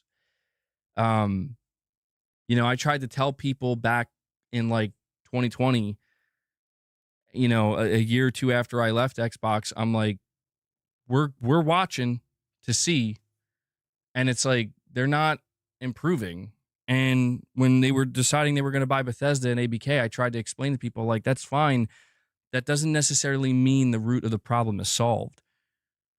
And I just don't know how many studios are going to need to be shut down, how many bad reports are going to have to come out where it's like Microsoft is going in a direction that I'm not saying other companies won't eventually follow, but they're going in a direction where it's like, this isn't about trying to do anything other than, to the nth degree, maximize profitability from their investment going forward. And I'm not, who am I to say that that's wrong? That's their prerogative. However, I am the one to say that there were many people who were wrong and even today are in a level of denial that I don't understand. And it's gotten to a point where I could be right, I will still be wrong in their eyes. I could be objectively correct, I will still be wrong in their eyes. For example, the other day, I had a little bit of a mix up where I posted a tweet that I had to end up deleting because it came from a bad source and, it was misinformation. I'm like, okay, I got to get this out of here because this isn't true. People are all over that. They're like, look at this. Look at this. EBG got this wrong, bro. Look at what he got wrong. He's making shit up. Even though I didn't make it up, it just came from a bad source. Meanwhile, everything else that I've said for the last 7 years, that it's like true, right, true, ignored, brushed under the rug, doesn't even exist. But here we are. Here we are. They told me what just happened with Game Pass was never going to happen, bro. Never going to happen. They told me Microsoft wasn't like Sony, wasn't like Nintendo. I'm sorry, dude, but like, it's more than obvious that I'm not saying Xbox players need to listen to me. I don't give a shit if they want to listen to me. They're not going to. Dude, any Xbox player who, I'm going to be honest, is still defending Microsoft, they are going to go down with the ship. Literally. Like, they want to go down with the ship. And that's fine. That's fine. Like, do what you want to do. And the ship that I'm speaking of is not, again, the Xbox brand dying, but it's everything that they planted their flag, bro. And they felt confident in planting their flag because Phil Spencer and all of these Xbox executives, they wined and dined them, bro. And it's just a constant moving of the goalpost. I'm seeing people out here more focused on what PlayStation fanboys are saying about Xbox than what's actually going on with Xbox. And it's like, what does that tell you? What does that tell you? It's sad, dude. Like, do I have people in my community that absolutely despise Xbox? Of course. Are there people who will straight up be like, I hope they die and I hope they go away forever? Yeah. But that's not what I've been saying. That's never once what I've said. But that doesn't matter. That doesn't matter to these people. All that matters is you can't be right about anything because you're a pony. And the ponies can't be right. They can never be right. Even if they're right, they're wrong. But it's cool, man. Like, what's going to happen is again, all you need to do is just look at the history. That's all you need to do. You don't have to listen to me. You don't have to get anything from me. All you have to do is just look at Microsoft's history, look at Xbox's history, and it's right there in front of you. It's all telegraphed. It's all accounted for. It's just there, man. Like, you wouldn't know that just a couple of months ago, Microsoft was the one who shut down multiple studios, one of which they said was going to be bringing out a Perfect Dark remake, and they showed it to you, and it was a studio they founded from the ground up. You wouldn't know that Microsoft is the one that just took Turn 10 Studios, the studio that was responsible for making a core pillar game, Forza Motorsport, and is now porting Forza Horizon 6 to PlayStation. You wouldn't know that this is the same company that had not one, but two price increases, where now they're selling one of their fucking Xbox Series X models for $800. You wouldn't know that this is the same company that spent the last decade beating you over the head with the $1, $10 Game Pass deal. Now it's up to 20, but hey, that's good enough. And then boom, now it's 30. Where are we going from here?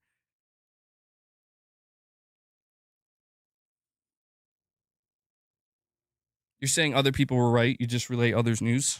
Well, I could argue that one. We'll see. We'll see how far. We'll see. We'll see how far I'm willing to push it. Because the thing is, dude, like, it's easier for the people who are now realizing that holy shit, it's actually happening, or it may actually be happening. We may be in the process of watching it happening right now. It's easier to make somebody like me more of a scapegoat. Now, granted, I make it easy sometimes, but it's like, let's focus on what MBG's saying. And it's like, why weren't you focused on what I was saying 3 years ago? Oh, wait, you were. For the few times that you were, it was just to point and laugh. But it was right. Now you're focused on me because it's like, oh, look, he put out a tweet that he deleted. So, look at that guy. And I get it. It's like, I get it. I know how the game is played. It's a game of we need to discredit as much as we can. And that's fine because I'm not in it for the credit.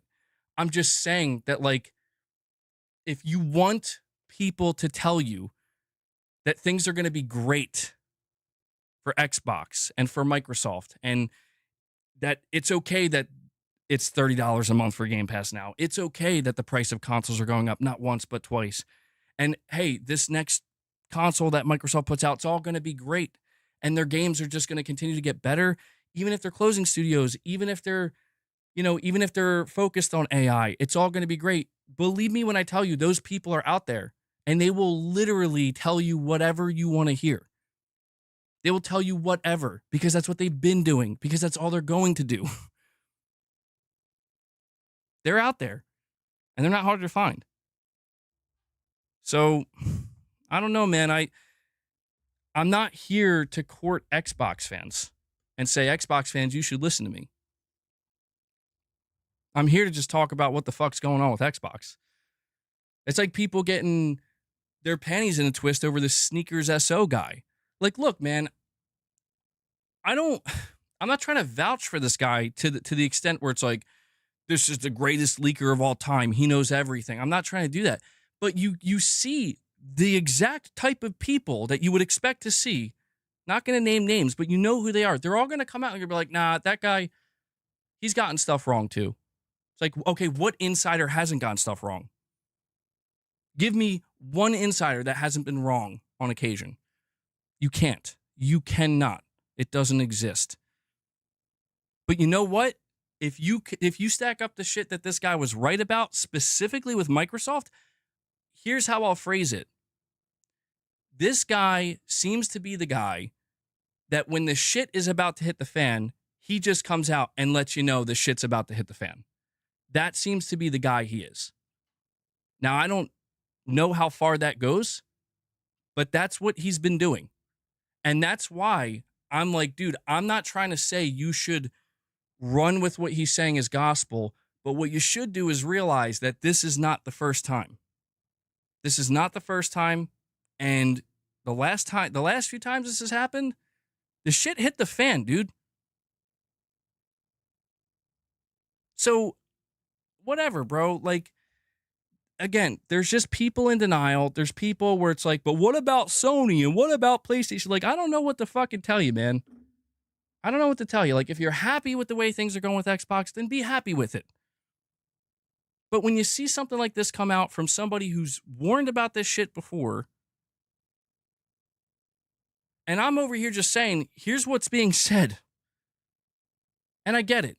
I get it. It's like, no, this can't be true. None of this can be true, because if any of it's true, then it means that MBG was actually right about a couple things. No.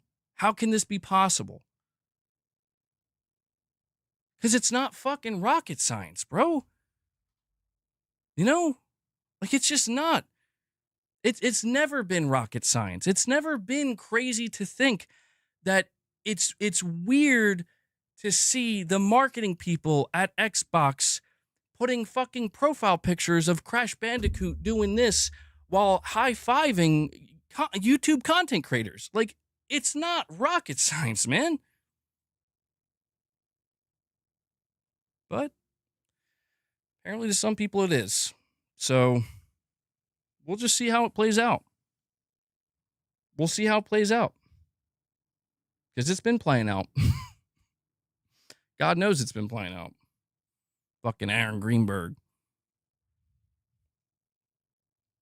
Mario B, you're saying I think it's safe to say the Xbox console brand is dead now. The name Xbox is just a legacy title at this point because the whole platform is Game Pass. I mean, some people view it that way. I still think Microsoft is not done with Xbox as a platform. Boss, come on, bro. I don't think they're done with Xbox as a platform, but I do think that the one thing that seems like a pretty surefire bet is we've been hearing that apparently Xbox wants to basically convert their platform into being more cloud.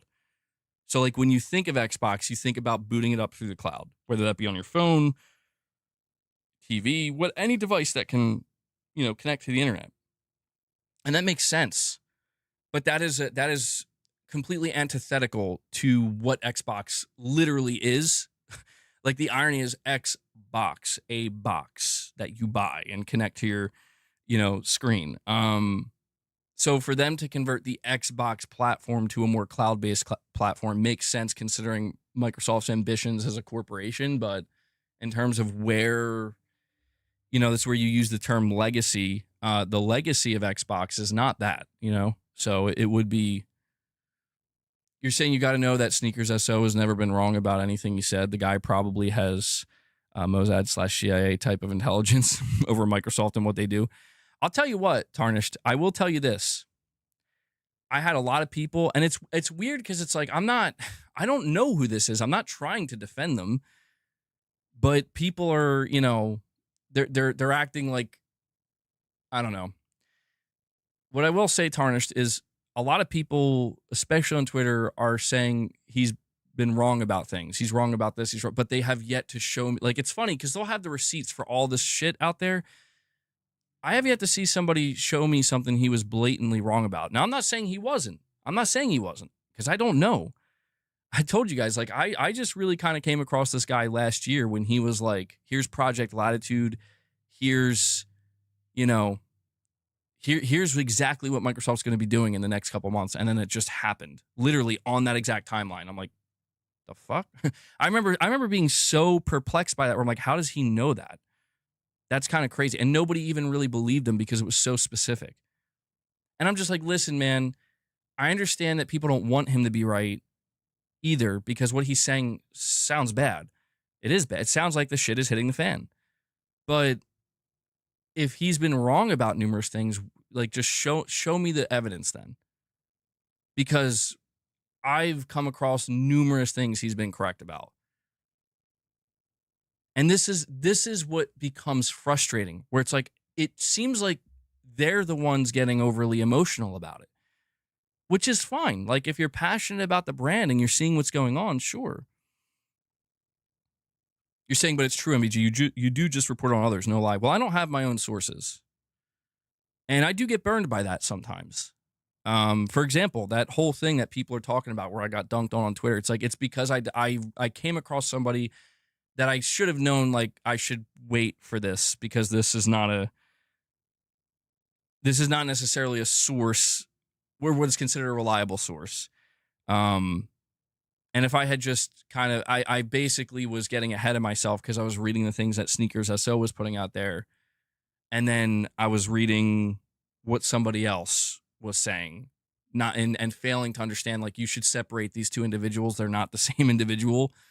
They're two different people saying two different things.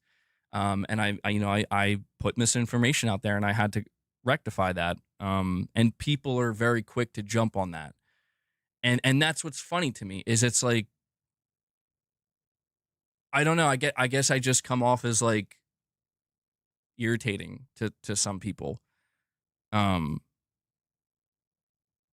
it's just weird because it's like I don't know, man. I've never done anything. The proof is out there, man, and I don't know. I just don't know what to tell them anymore. Where it's like, bro, I've always advocated for Microsoft doing better, not worse.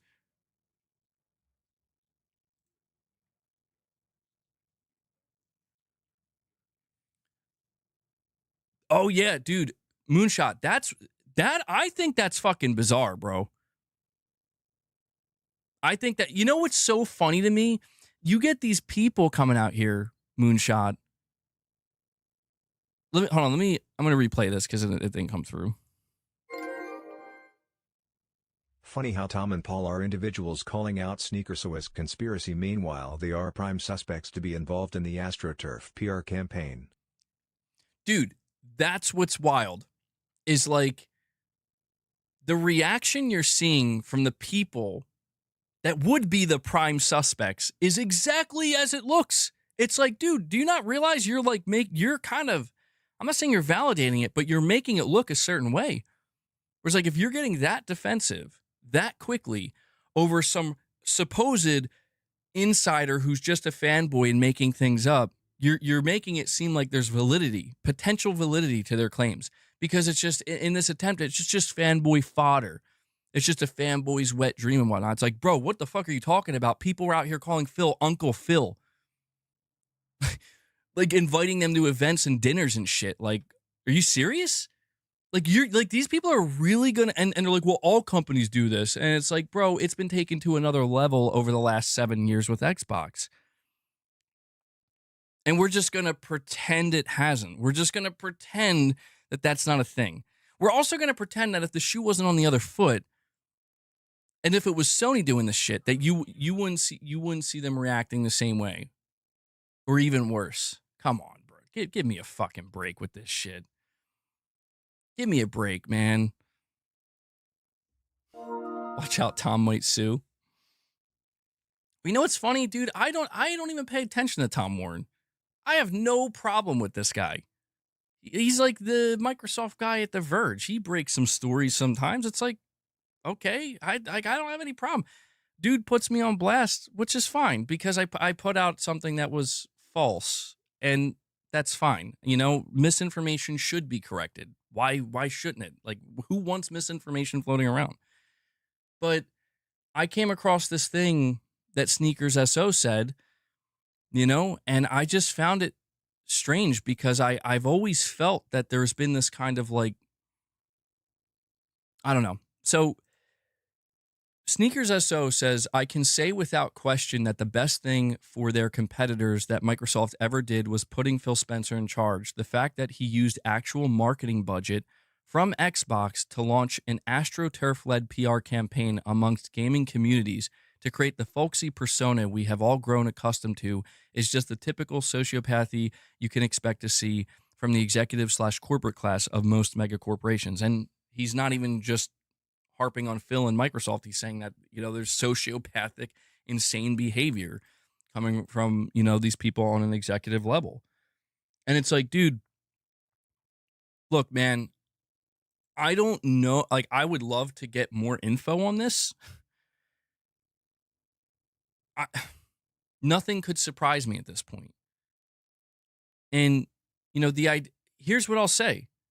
I think I said this yesterday, and I'll say it again. The idea that Phil Spencer specifically would feel like we have to change the perception makes sense, because the perception that Phil Spencer inherited when he became the head of Xbox was this brand is trash, dumpster juice, garbage.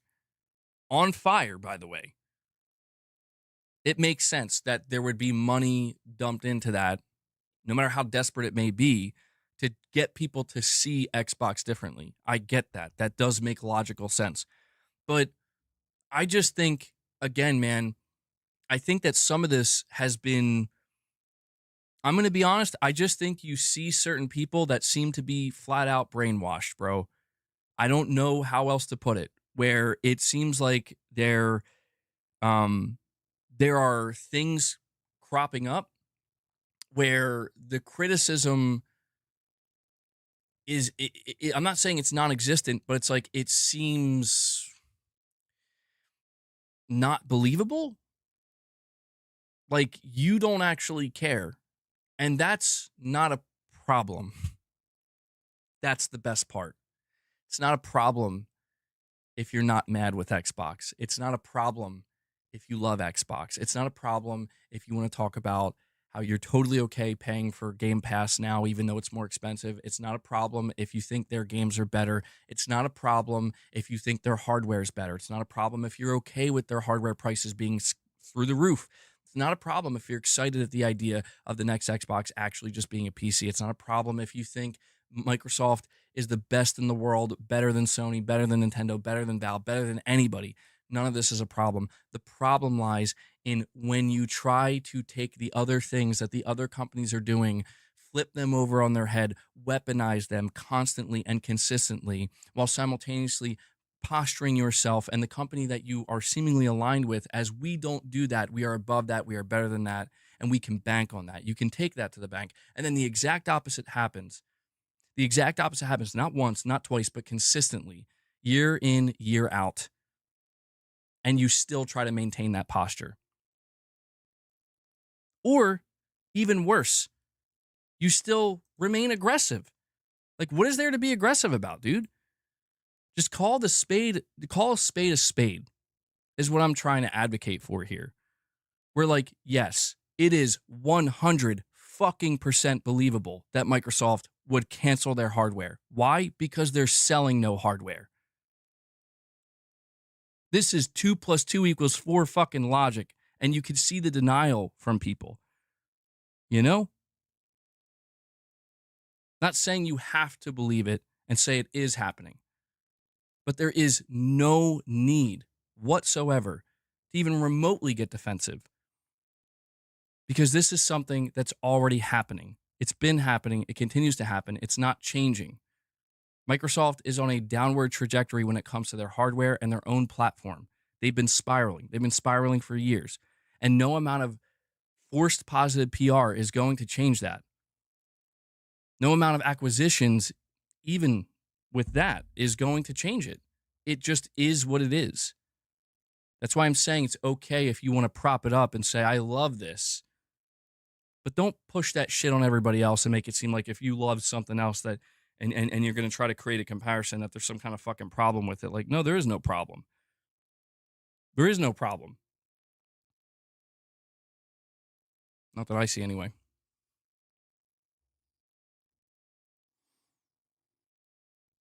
The fuck is this?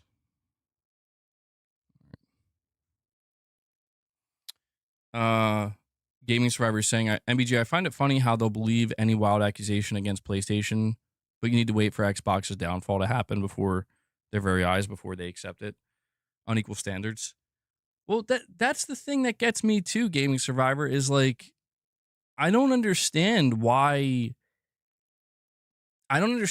these double standards have to be this egregious. Like, it happens sometimes. Everybody's a little bit hypocritical. It happens. Nobody's perfect. And anybody who claims they are, that's the last person you want to listen to.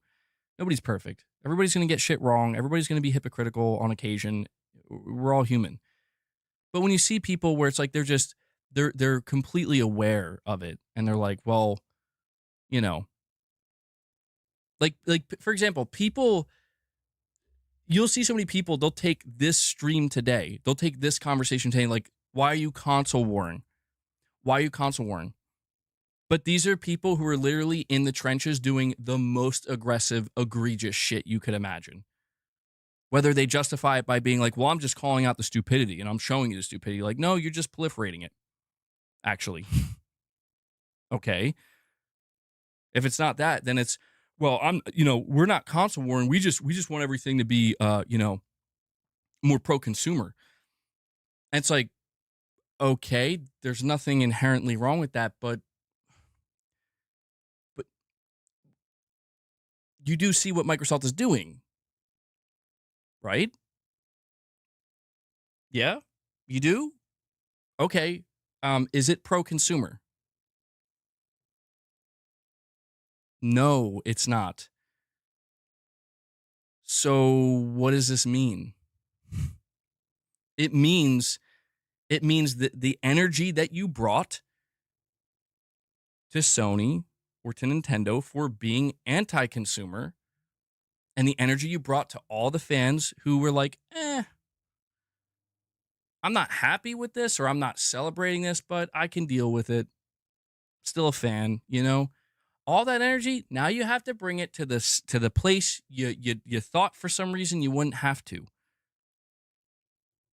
Because make no mistake, a lot of these guys out here, a lot of these people, a lot of these accounts, they're going to be telling you, they're going to be speaking from a place of authority, like they know better than you and better than I and better than everybody. And you just got to get it through people's heads where it's like these corporations are not your friend. They don't care about you. They don't care about you. They just want to rip you off. They want to extract as much money from you as possible. It's our duty as the consumer to push back and to speak with our wallets. And then all that's great. But then these same people will be followed by these very executives that run these corporations. And believe me when I tell you, they are not followed by them to take their advice. Their armchair business advice. Just like there's no fucking, you would never see somebody like Herman Holst or Hiroki Totoki following my ass, watching my streams, me giving them advice. They're not going to do that. They would never do that. Nobody from Sony would. It's insanity. But people, for some reason, just, it's the astroturfing of it all, man. It's like I said, Tom Henderson posted that Sony almost had a license for FIFA and could have made it exclusive. Oh my God. How recent is that?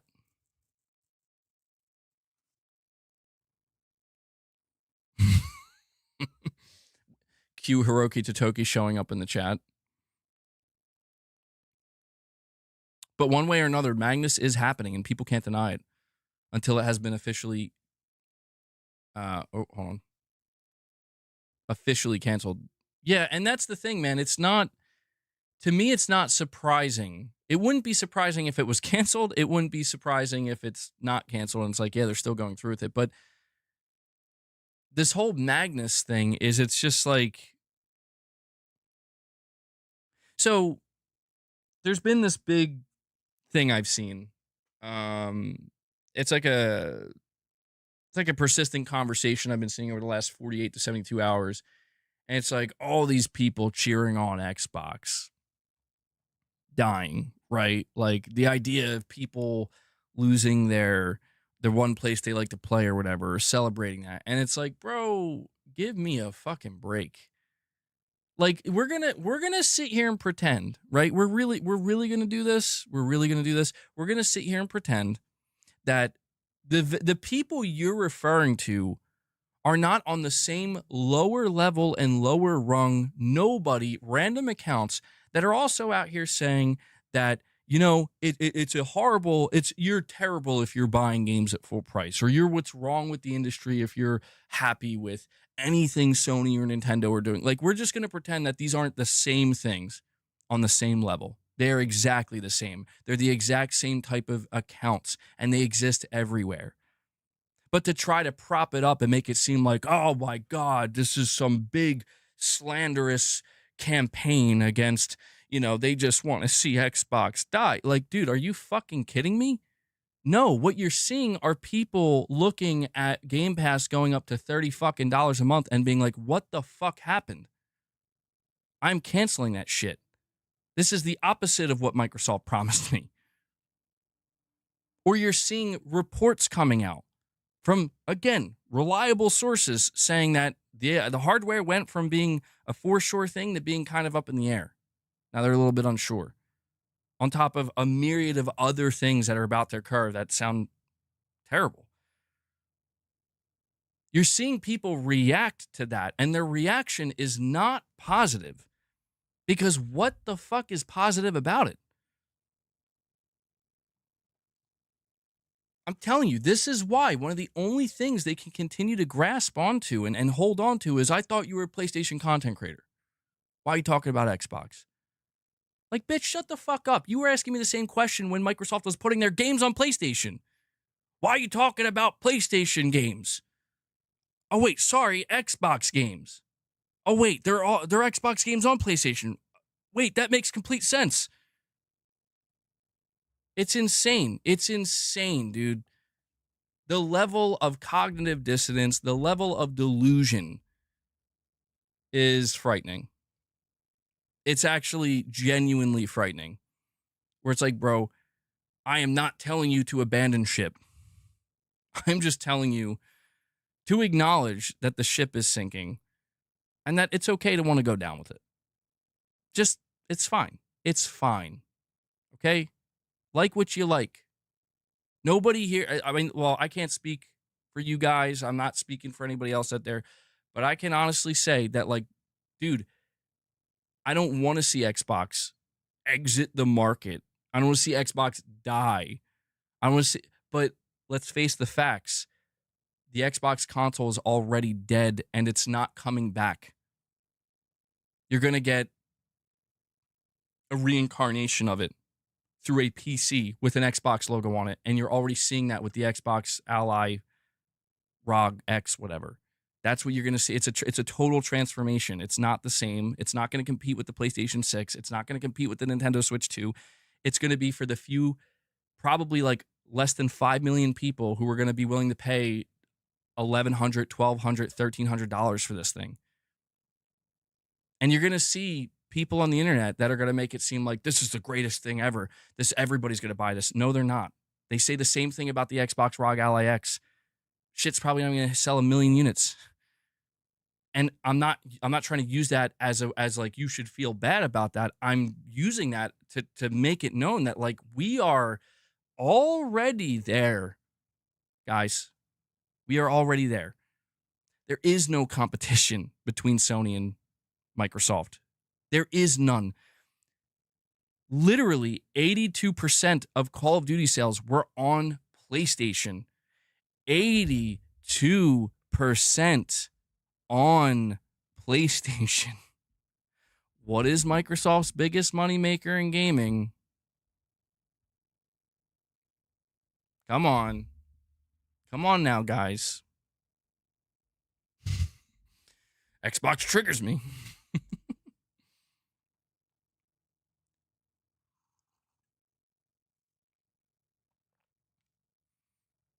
You think Valve's going to make a console-like device? Probably. That's what we've been hearing. I'm curious to see how that goes. Garrett, what's going on, man? Oh, yeah, true. That's true. That's true. Mobile games.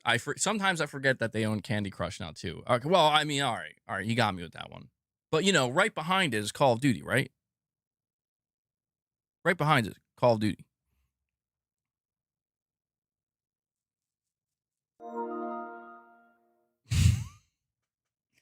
Bro, there ain't no way. I'm not reading that. That's such a out of pocket take, bro. Oh man. Well, what games are you buying? What games are you buying then? Bro's gonna come up. I don't play any games, actually. I don't buy any games. I don't play nothing, I don't buy nothing. We should just become monks and go to the monastery and just meditate all day and sweep it and stuff like that. Then we can truly be righteous. We can avoid the corruption. I only play pachinko machines.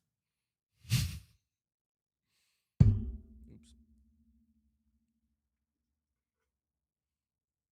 You reckon in a few years' time, Microsoft will just have a few games left?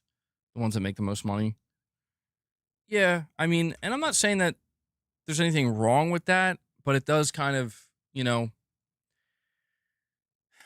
one of the justifiable reasons that Microsoft gave for acquiring so many IP and so many studios is you know, so we can continue to feed games in the Game Pass and do these like AA games and put more AA games in the Game Pass, and it's not doing it. They're burning money, dude.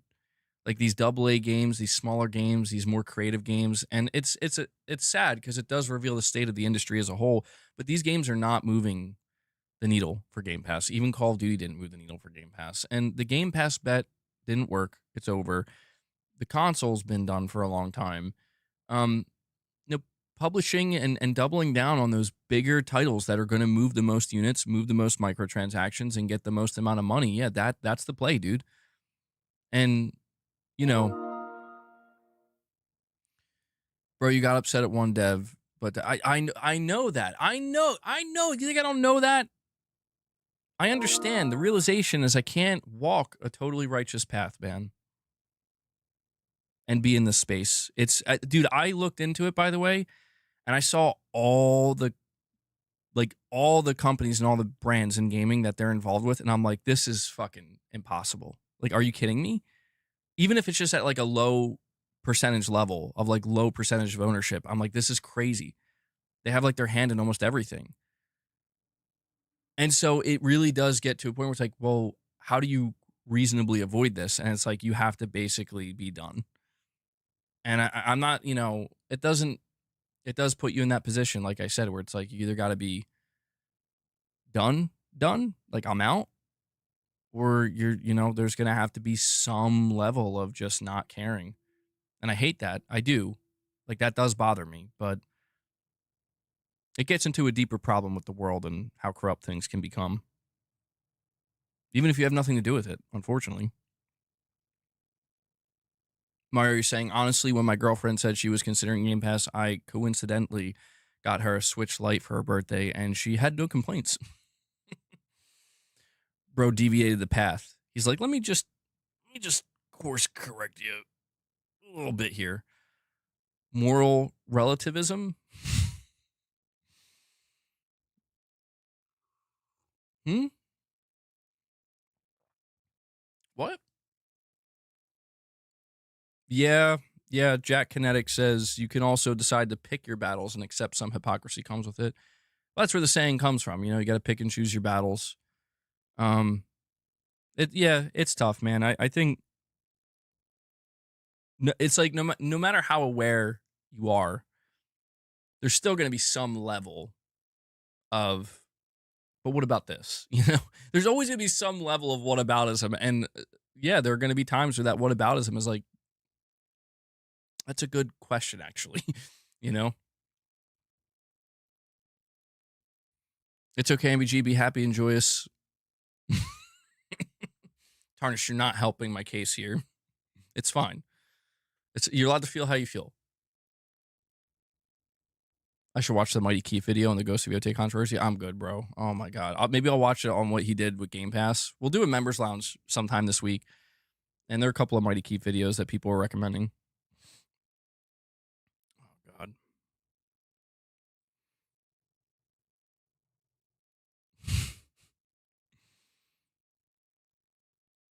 Irfing, yeah, I played some more Yotei yesterday. I'm telling you, man, I'm making slow progress.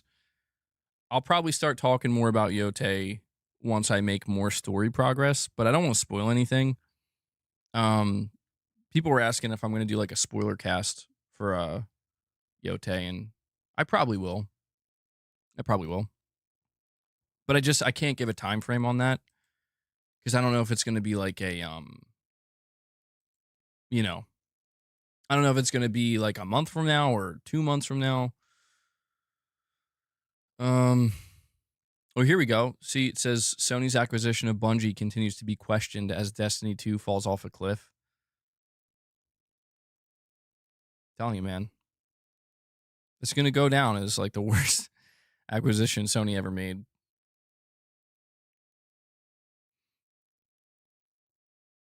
PlayStation Gear merch store closing down. Sale live now. Oh, they're shutting. So it's shutting down December 31st, 2025. Well, they're saying shit's on sale. I mean, what does this sale look like? I mean, how on sale are we talking? Up to 50%? What do they shop now? Let's see what they have.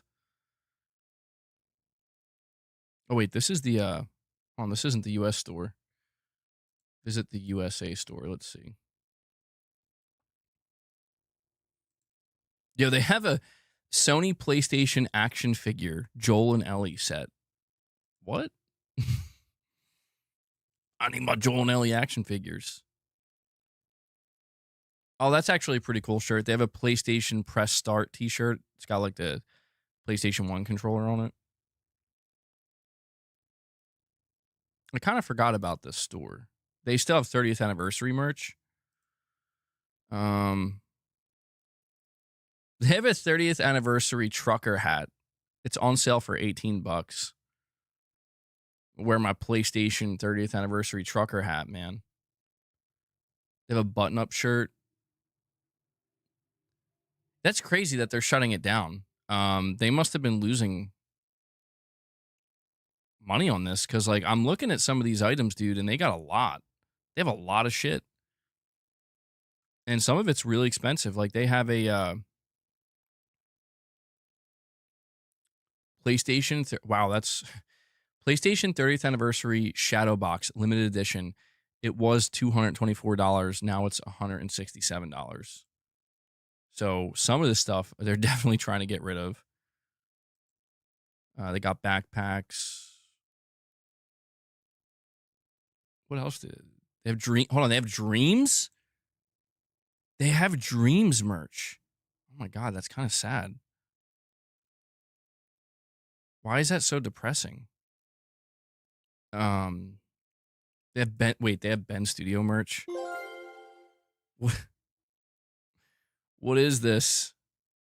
Um, do they have? I don't see any Bloodborne merch. They have. There's no way they have Forspoken merch, dude. Are you kidding me? Oh my god, they have a bunch of Forspoken merch, and it's not on sale. It's not on sale, man.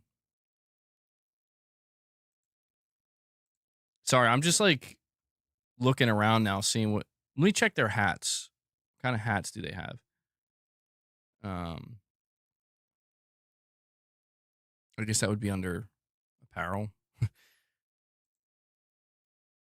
category, shirts, outerwear, accessories, and more. They just not have like a hats, whatever, bro. I don't even know what I'm doing. I'm getting really distracted. Well, there you go. That's apparently just some news that came out. If you're interested in any official PlayStation merch, the store is closing down at the end of the year. You have till I think what did they say, December 31st. So I wonder if they'll like. I wonder if you wait long enough, if they'll do like even more sales to just get rid of it, because that's what they're gonna. They're just gonna throw this shit out. So like, or like they're gonna penny it out or whatever.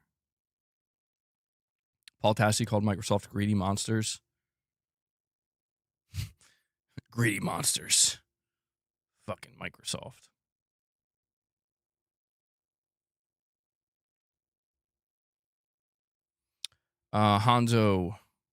Honko says, salute everyone, stay mighty healthy, keep gaming and be blessed.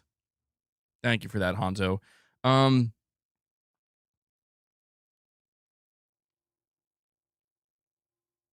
Sony announced another DualSense. Oh my god, Sony, stop.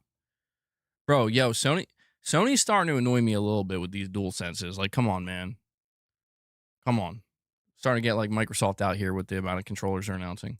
It's all blue. It's just a pure blue controller.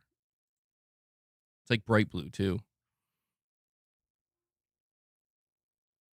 Walmart DualSense, yeah. It's the Walmart Dual. It doesn't look bad, actually. I just can't keep up anymore, dude. I'd like to, but it's just too much.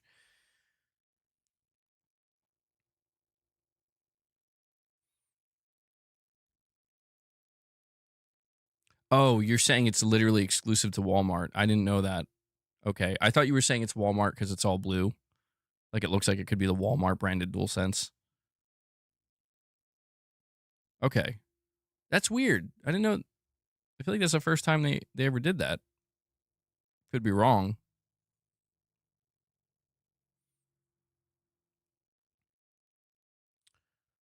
Uh,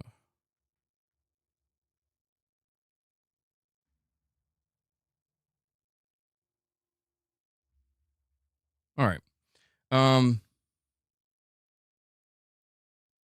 Sorry, I'm just trying to see what else is coming. Battlefield launch hype trailer. Yeah, they straight up call it the launch hype trailer. Hell yeah. Target DualSense. I mean, the God of War DualSense could almost, you know, Like, see that align with Target? It's got the Target color scheme. Make more games, not controllers. Don't worry, AI's got us covered. You're saying gaming was green, blue, and red. Now gaming will be blue and red. Well, going back to the title of my stream, um, the about that competition between PlayStation and Xbox, a lot of people have been very concerned. They've been projecting a high amount of concern, and they're convinced that if what we're hearing about Microsoft, if even half of it turns out to be true, it's going to be bad. Um, but this is where it's like I feel that if we look at the way things have been for the last 2 years, but especially the last like 12 to 14 months, I mean, everything Sony's been doing has very much been giving off the energy that they are not even remote. Like, they're not looking in the direction of Microsoft anymore, man. I don't think they have any concern whatsoever. I think that even them putting something like Helldivers 2 on Xbox, going out of their way to port it to Xbox, it's like, I don't think that's something you do if you fear a competitor, if you're worried about a competitor. I think that's something you do to signal that we don't view you as a competitor, because Sony started putting their games on PC, and Sony executives have come out numerous times and said that they don't really view PC as competition, because PC is like, it's just, it doesn't seem to be interfering with their overall business model and taking away from it. Um, and Sony seems to have this understanding that like PC is just a different space, and it's just different from console gaming. Um, this is why Sony, I think, for so long was like, we don't even acknowledge, like, we don't put anything on Xbox. We don't, like, this is why we didn't even put Lego Horizon on Xbox, because they look at it as like Xbox is the competitor. But I think that's been over for at least a year and a half now, maybe 2 years, maybe longer. There's an argument that it was over as soon as Microsoft acquired Activision Blizzard. Um, and so, I guess what I'm trying to say here, ranting aside, is that we already have a good idea of what PlayStation is like without competition from Xbox. And I'm not here to say that it's the greatest, because I've spent a lot of time criticizing Sony and highlighting things that I think need to improve, that I think need to get better, that I think deserve some level of criticism. Um, but I can also say that I am somebody who's still heavily invested in PlayStation, and I think they're kicking ass. I do. Um, I think it's a situation where there's a little something for everybody, so to speak, on the PlayStation side of things. And I think it's totally fine if you're not interested in that. But Michael, you think I'm kicking ass? Thank you, Michael. MBG, is that because Sony wants to sell more consoles than games? No, I don't. I mean, Sony wants to sell as many consoles as possible, obviously, but I just think that the reason why I think Sony's been kicking ass is because they've been consistent. Not perfect, but consistent. Um, you know, is there are there some missed notes? Are there some trip ups along that line of consistency? Yes, absolutely. But generally speaking, they have remained consistent. And, you know, that's what has instilled a level of confidence for me personally into PlayStation, where it's like, I'm not surprised when I'm playing Ghost of Yotei that this game is kind of fucking awesome, you know? Like, I'm not shocked that when we see the Wolverine trailer from Insomniac, it's like, oh shit, Like, I'm like, it's exciting, but it's not like I'm falling out of my chair like I can't believe this. It's like, no, I actually really can, because this is what Sony has been doing consistently for almost 2 generations now. Arguably 3 if you are a fan of what they were doing towards the end of the PS3 generation. And, you know, especially a lot of what we're seeing now, it's happening at a time when their main competitor is quite literally in free fall in specific areas, not as a publisher, but as everything they were prior to being mainly a publisher. They're in free fall. And I'm not talking about Nintendo. So I'm not trying to say that you shouldn't have any level of concern. I'm not trying to say that there isn't a reason to worry about the idea of Sony not giving a single shit about Microsoft. But I am just saying that I think some of the concern is more wishful thinking than genuine concern. I think you're seeing people basically trying to spin what is clearly some severely negative news for Microsoft and the Xbox brand and the fan base. It's just not good for them. Some of them are trying desperately to spin it into, but what about Sony? And yes, I am a PlayStation content creator, so I absolutely will entertain the what about Sony. But in terms of this kind of fear mongering that's been going on, where it's like, dude, the biggest like I'm trying to remember where I saw this. I saw it everywhere, but there was like a couple places in particular where every comment I saw, and I'm talking like upvoted comments, these are the comments that people are mostly in agreement with. They're like, "Oh my god, I am terrified at the idea of an uncontested PlayStation, of a PlayStation with no competition. It's going to be horrible. Like the worst thing that could happen is Microsoft exiting the console space, and all this." Again, fear mongering. And I'm like, guys, I don't think you've been paying attention. Like, what do you think has been going on with Xbox the last 2 years? This is why I cover the data. This is why I show people like, here's the decline in Xbox sales. Here's the second price increase in Xbox sales.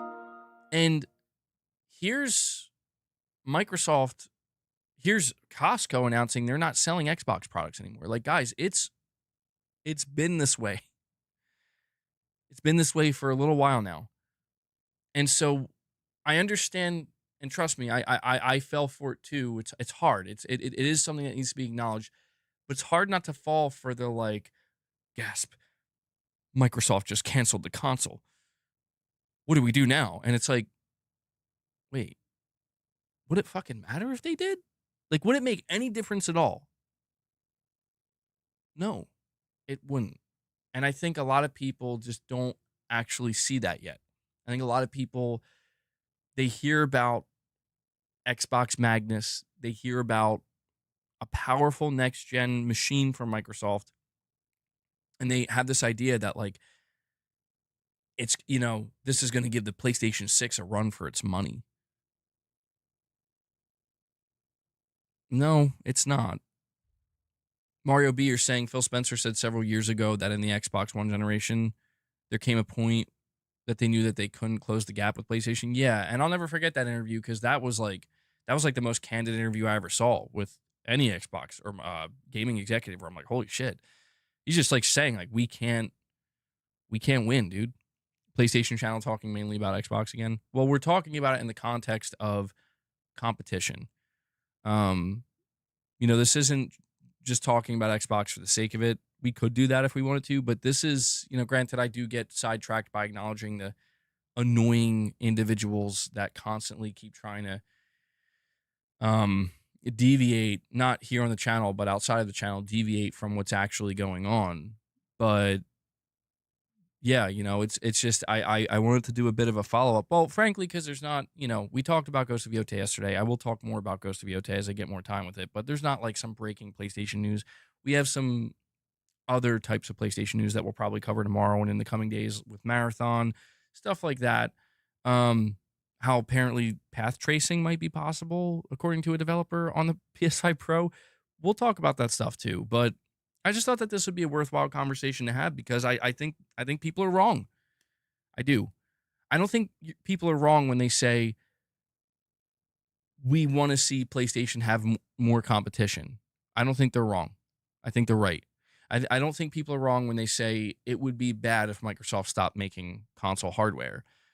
It would be potentially, possibly bad for PlayStation because PlayStation will have less competition. There will be less players in the game. I don't disagree with that. I agree with that.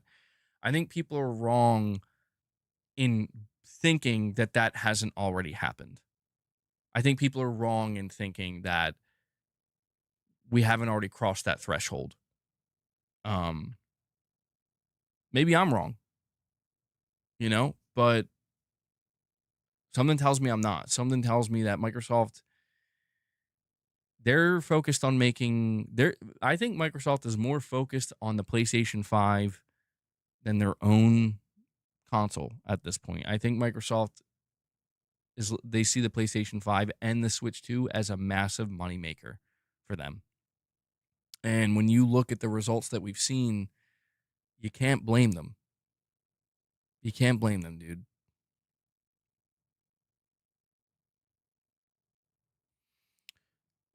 MBG, why do you think that thinking uh oh, hold on one sec.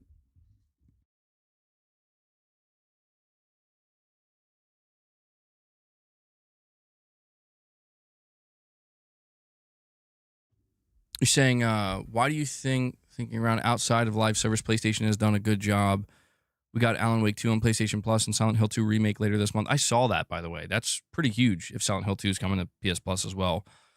That's actually very significant. I'm surprised by that news. Well, that's what I mean, dude. Like, I've spent this entire generation of people just trying to not give Sony any credit, and instead they're just like, well, you're just a fanboy, MBG. You're going to eat up anything they do. And I'm like, that's literally not true. Like there's many times I've not eaten up what they're putting out and I've expressed great concern or even just flat out disdain. Um and I just feel like people try to they try to create like a, I guess, a blurred image of like if we're talking about the good things that PlayStation has done or is doing, that's seen as like crazy fanboyism, but in reality it's like, no, dude, like I think there's actually more. It's more likely that certain people are just kind of hopping on a bandwagon where it's like, it's popular to just shit on Sony. And one of the things that made it so popular to shit on Sony is the anti-consumer side of it. And this is why it's kind of strange. I think this is why I'm seeing a lot of people get very pissed off at me, where it's like a lot of the um a lot of the people who were so hyper fixated on focusing on Sony's anti-consumerism and weaponizing that, they did so on the premise of, look at Microsoft, they're not doing that. So when they criticize Xbox, they're actually criticizing the pro consumer company. And this is where it's like, again, I keep talking about the leveling of the playing field that I've been waiting for a long time. It's not Xbox dying, it's just people getting on the same page where it's like, that supposed pro consumer company that you've been really riding, you know, like all the way, um, not as pro consumer as you thought. And so, really, what you're left with, and this is the beauty of it, what you're left with are people who are actually, you know, just genuine fans. Like people who not necessarily are on board with everything, but people who are here for the right reasons. That's why I continue to say that, like, I don't think I'm not here to tell people you shouldn't, like, I don't want to see your happy place go away, if you enjoy playing on Xbox. Like, I'm not rooting for that. I just you know, I just think that we're seeing the reality that I think has already existed. It's already been here for a little while, but I think it's starting to become more public facing. I think it's starting to unravel and unfold fully to where everybody can see it more clearly. And I think you're seeing certain individuals who were not expecting that to happen or were hoping that wouldn't happen. I think they're having a hard time navigating it. They're going to have an even harder time if any of this stuff turns out to be true. And again, it's not about being right. It's just about understanding that, you see, um, the thing that I've been kind of advocating, if not advocating for, but kind of making clear for the time that I've been covering PlayStation on this channel is that while there have been some price increases, while there have been some not so great things that have occurred with PlayStation, I've also expressed that I think Sony's done a lot of good things. I think that a lot of the fundamentals that drew me to the platform, that made me interested in it and got me excited about it, they have not lost that. They've lost some of it, but the fundamentals, they still check those boxes off. They still get it right, and they still have it. They still have it. They haven't lost that. Um, could it be better? Sure. Should it be better? Probably, but it's still pretty good. And I again, man, you're dealing with people, and I guess this just kind of really, you're dealing with people who, when Final Fantasy 16 released exclusively on PS5 and sold 3 million copies in a week, they were telling you that was a failure and that's pathetic. And then when it launches on Xbox and does nowhere near, it's like, oh, this is fine, this is great.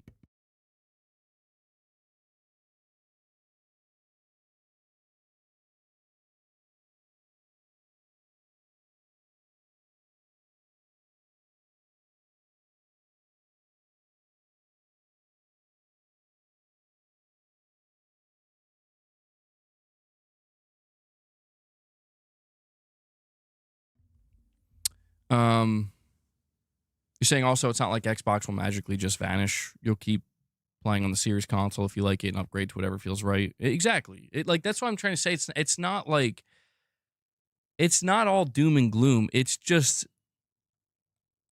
I don't know. You We're gonna see what happens. Um, right now there are some rumors circulating about Microsoft and about the Xbox brand that it is understandable why certain people in the gaming community and in the Xbox community are going to start to panic a little bit and kind of freak out. Um, it's understandable because even though they're just rumors right now, if some of this stuff turns out to be true, or even if like half of them turn out to be true, and again, these are not coming from just random no name sources, at least one of them, it's going to force the certain people, they have no choice but to kind of swallow that pill of like, you were just wrong, dude. Like, it's okay. Everybody's wrong. But like, some people are going to be like, end up being egregiously wrong. And that's why, again, I'm sorry to keep bringing it back to this, but that's why they get so mad at me talking about it, bringing up the stuff that I used to say, because I was trying to tell people, man, like, guys, I don't know that we should be listening to these dudes. I'm not saying just listen to me, but I'm just saying keep an open mind. And, these dudes are more focused on slandering me than they are actually criticizing Microsoft. They're more focused on the fanboys, the PlayStation fanboys, than they are actually acknowledging, like, do you see what's going on here? Do you not see it? And that's what's so fascinating to me about these leaks and about these rumors is that when I read it, I'm like, bro, this literally sounds to a T like what I think a lot of people saw coming. So we'll see. Time will tell. MBG, what you are seeing is the Xbox gaming space is changing, possibly for the better. I think you meant to say we shouldn't have to be locked to a plastic box.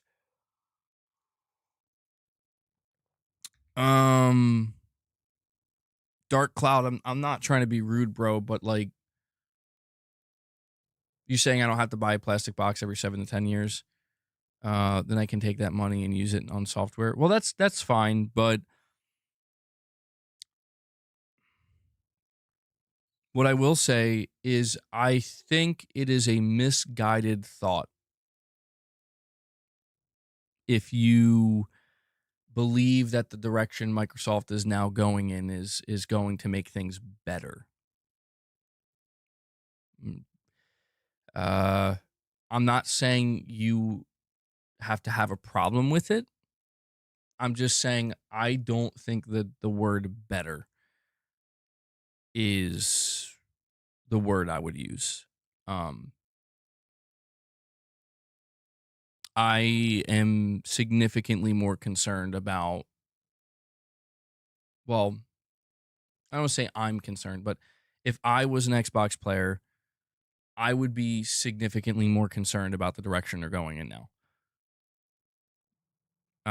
But I was an Xbox player and I saw the writing on the wall a long time ago, dude.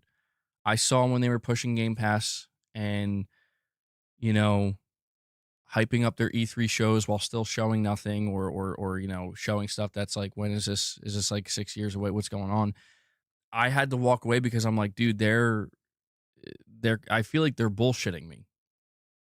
That's what I felt like. I felt like, you're rather than just doing what you need to do to make your console more appealing through having better games and stuff like that, you're it's like I didn't have a problem with Game Pass at the time.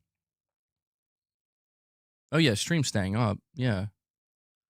Oh no, dude, fuck it. Dude, that's the thing. Like, it doesn't matter what I say anymore. Unknown. It literally doesn't matter what I say. Like, these people use me for their content or their in their clips and shit. And it's like, they're the same people that are like, well, what are you going to do without Xbox? What are you going to do without me? Like, they better hope I don't stop talking about Xbox, because if I ever do, I don't know what they're going to do. They're going to have to try to twist everything I say about PlayStation, I guess.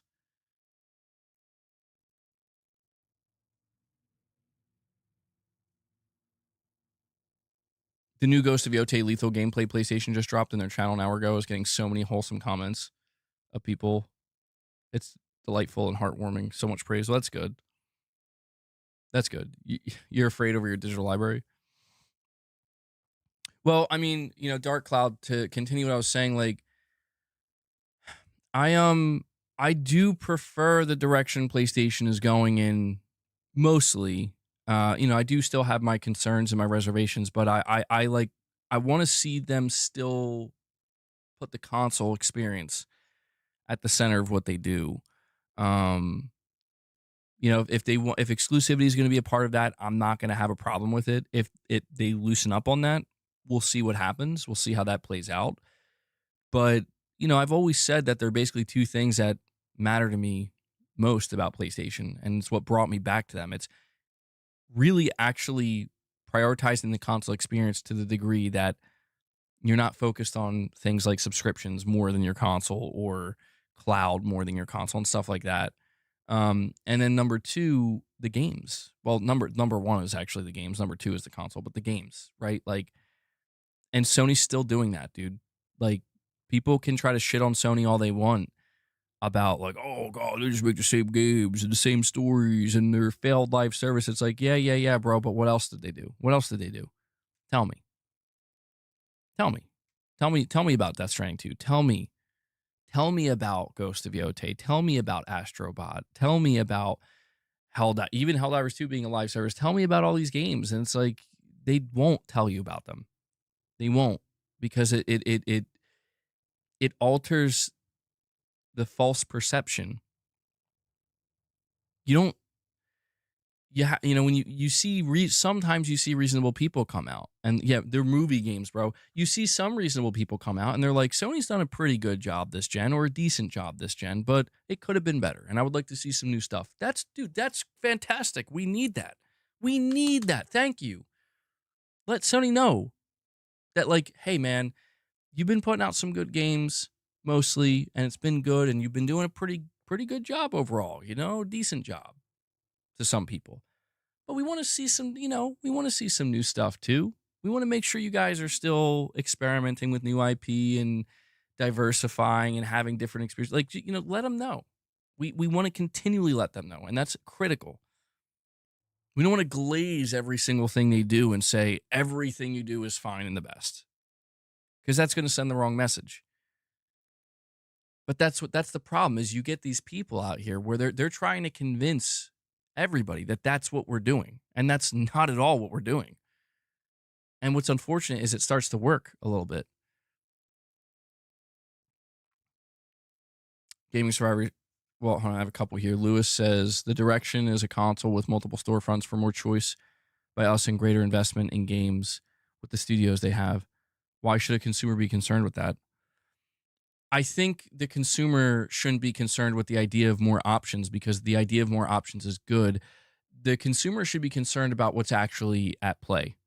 And with a company like Microsoft, the idea of like, we're going to offer multiple storefronts for our hardware, that's great. Like, I don't think anybody's going to bitch at them for that. But the question isn't really about Steam. You get what I'm saying? Listen, it's like Microsoft's like, if Microsoft is like, we're offering Steam on our next Xbox device, that is good. But the question of, but wait, hold on, why would I buy your device over the devices that are already out there that offer Steam? Microsoft will tell you, because Game Pass, because Xbox. Like, I don't know what Microsoft's reasoning is, dude. I don't know. I don't know. And that's the thing, is it's not about the idea of options, more options being a problem. That's not a problem. That's a good thing. It's the idea that people, I think, just need to kind of wake up. And I'm not saying they need to get on the Xbox hate bandwagon. I'm not saying that. I just think people need to kind of wake up and realize that Microsoft is not the pro-consumer company that many have tried to convince you they are. Their end goal is no different than Sony and Microsoft's, and that's all people need to keep in mind. Gaming Survivor is saying, I used to think Microsoft fanboys were trolling. This week I realized that they were just lacking intelligence and not seeing the downfall of Xbox coming. Yeah, I don't know, man.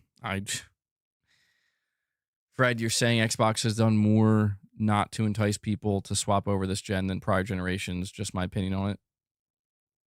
Yeah. Yeah, I could agree with that. Microsoft doesn't get money if you buy from Steam, shaking my head. That's true too. Like, well, see, that's where I think Microsoft's whole intention is. Microsoft's intention, I think, is to just. All right, Tarnish, thanks for hanging out. I think Microsoft's intention here is, when they say, hey, you can come buy our hardware, come to our ecosystem, we're not going to close you in to one storefront. And then the realization is, but you're going to make either no money or very little money by doing that. You have to question, because that's the thing, is like, well, why would I care about where Microsoft's making their money? This is why I tried to tell people, you need to question why Microsoft is willing to give you Game Pass for a fucking dollar.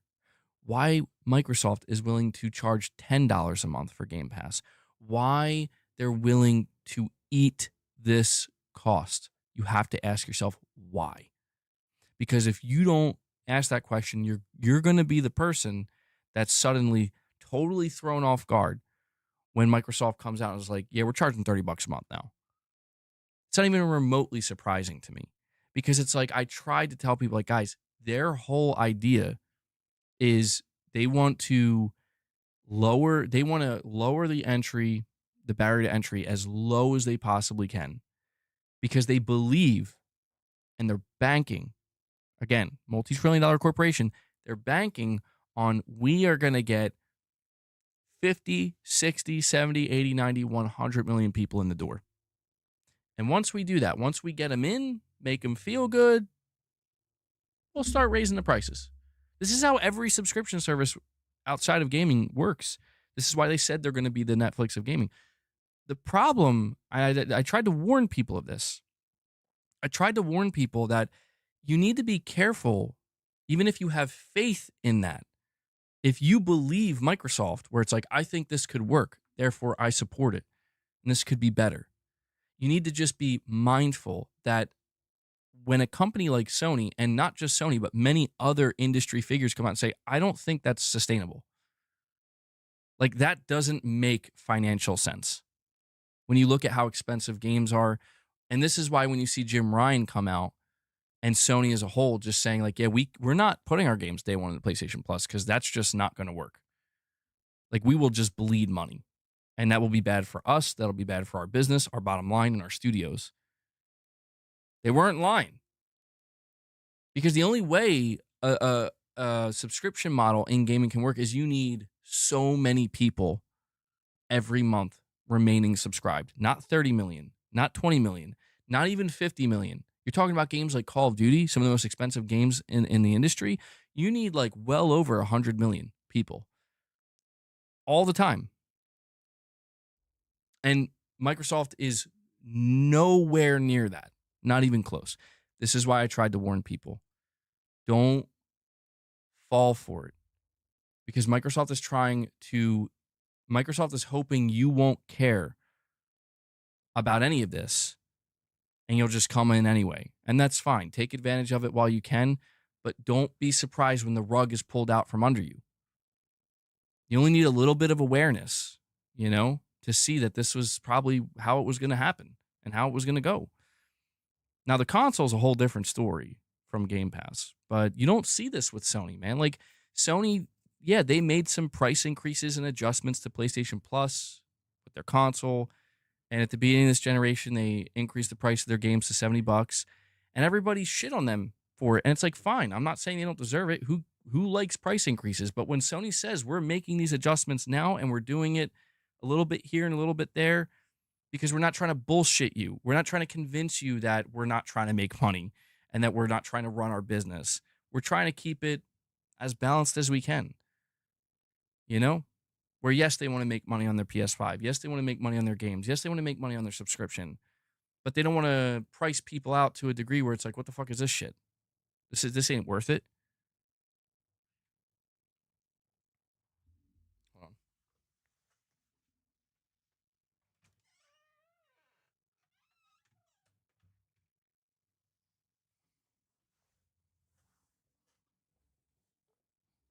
Your average Xbots barely understand the alphabet, bro.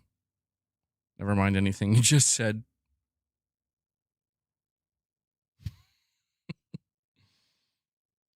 Bro, are you really comparing who did price increases better? No. It's not about comparing who did it better. It's about a fundamental understanding of how marketing and PR will throw you under the fucking bus if you fall for it. None of them are good. Like, the price increases are not good. They're bad, and nobody wants to see them. What I'm trying to explain here is that Sony's just upfront with you 99% of the time. And I'm not saying you have to like it. I'm just saying, when you figure that there's another corporation that will try to convince you that, yeah, we're going to give you the best deal. Don't worry about it. Don't think too hard. Don't ask many questions. That's when you see shit like what's happening now happen, where it's like it all comes kind of crashing down, and that's not what's happening with Sony. Like, Sony is doing better than they ever have. And some people will say it's because they're price gouging and shit like that. But in reality, it's like, well, they're Microsoft, Sony, they want to make profit off of their customers. Just like, well, Nintendo as well. They want to make profit, I just try to encourage people to understand, and you don't have to accept it. You don't have to accept it in the sense that you have to be okay with it. I'm saying that there is a reality that we live in and that we exist in. There is a business reality, and that business reality is that Sony is doing better than they ever have in gaming. And that means that everything they've been doing is working. Therefore, they're probably going to continue down that path. And part of that is, yes, they've been making good profits and increasing their profits in their gaming division. Again, this is why I say it's not perfect, but it's still true, right? It's still real and it's still true. Microsoft is no different. Microsoft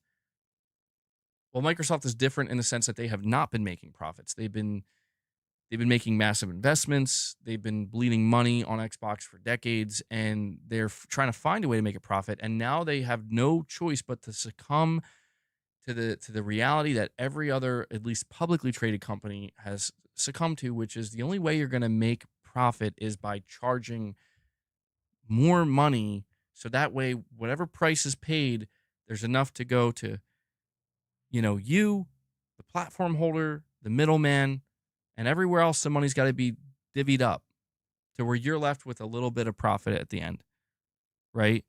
And Microsoft has been avoiding doing that, mostly because they figure, well, if we go from 10 million subscribers to 90 million and it stays there, the profit's going to be fucking exponential. Like, we're not, you know what I mean? Like, Microsoft realistically could have kept Game Pass's price at $10 a month if they were at like 80 million subs right now. That's the realization, man. That's the realization, is that like they wouldn't have had to have increased the price of Game Pass, at least not to this anywhere near this degree, if they actually got the subscribers that they needed to make this system work. And nothing, it just didn't work, man. And I guess what I'm trying to say here is that Sony and Nintendo bank on the traditional model of, we create the product, we invest the money to creating the product, we try to create that product with the highest quality possible, we market that product, and we hope that the consumer is willing to buy that product for the asking price, because the asking price we're giving, or that we're putting it out there for, is to cover the cost, break even, and then once we hit maybe like a couple million sales, make a pretty decent profit, depending on how much the game costs to make. This is what Sony and Nintendo do, and Microsoft fucked it all up with Game Pass for themselves. But Microsoft now realizes that, again, they lost $300 million on putting Call of Duty in the Game Pass, dude. Like, guys, you're going to just, there's no way around it. You're going to have to follow that same model. Well, we can't just throw away Game Pass. Hey, you can't throw it away, but what are you going to have to do? You're going to have to start to charge more now to make up for that. It's just, it's why they tried to increase the price of their games to $80 this year. I think people forget about that already. I think people forget that earlier this year, Microsoft was like, we're charging $80. And everybody was like, oh, fuck no, dude. We're not pre-ordering your game. And they're like, we're not charging it. We're not doing that. It just shows you the reality that, like, yes,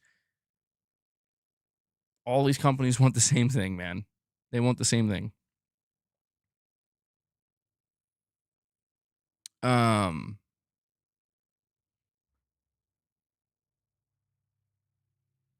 Hold on one sec, guys.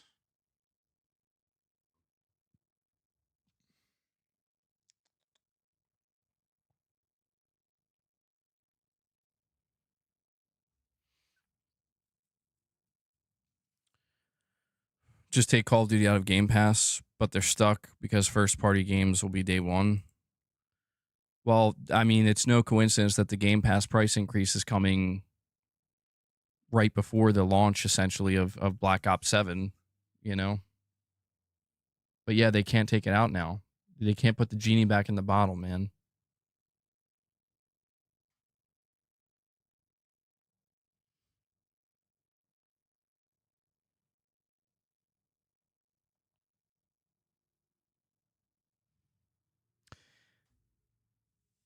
You know, you see this news come out about Microsoft, dude. You see these rumors come out about Xbox.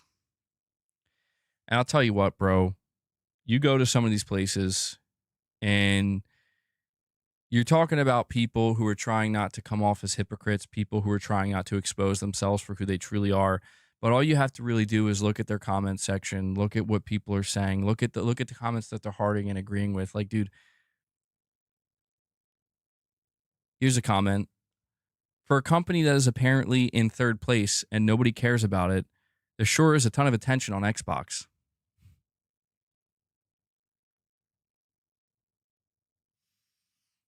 It's like, dude, what? Like who is claiming that? Who is saying this shit, dude? Like random nobodies on Twitter? It's so funny to me. It's so funny to me, man.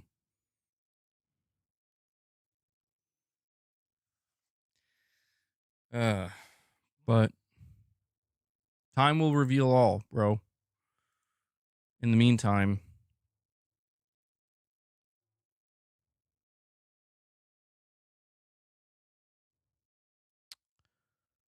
hold on now though.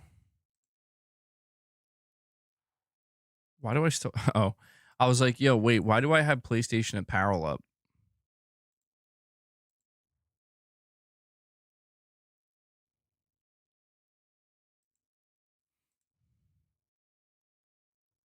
Yeah, that was confusing for a second.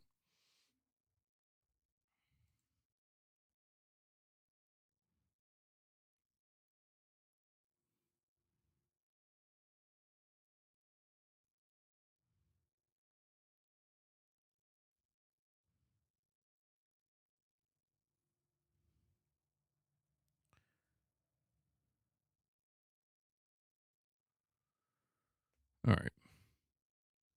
Let me head back to the chat here.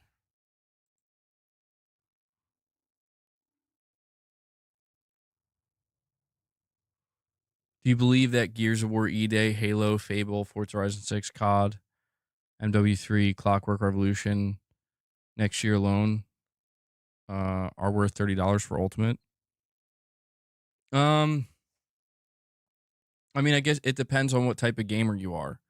I feel like if you're the type of gamer that has been subscribed to Game Pass for a long time and you've kind of gotten used to checking out multiple games a month and waiting for the new drops, you might be okay with paying another extra $10 a month. I think for a lot of people, even if they are used to that, they're like, I'm good. I think this is where I'm gonna head out now. Um, if somebody was interested in every game you just listed, that it might be worth it for you. Yeah, it might be worth it for you. Um, but a big problem that people have with I think Game Pass becoming so expensive is that you don't own anything, like at least if you buy your games, even digitally. And I know there's a whole idea of like, do you really own your games digitally? But it's taken to like the highest level of you are literally renting the game. And as soon as you are unsubbed, you lose access to it. For a lot of people, that does start to feel when you're talking about paying $360 a year, it starts to feel like maybe I should just kind of handpick which games I want to play now and buy them and build a little bit of a library. I don't know. We're gonna see, man. Microsoft earnings. I don't know when they're happening again, but I imagine they're gonna have to talk about. They're gonna have to put their numbers out there, dude. And I don't know how many people actually unsubscribe from Game Pass, but I think a lot of people, they just see like it went from $20 a month to 30, 50% price increase, and it's $360 a year now. I think for a lot of people are like, I'm good. I'll just buy my games. That's my assumption. But we'll see. October 29th. Thank you, Irfan. Okay, so that's not too long from now. That'll be interesting to see.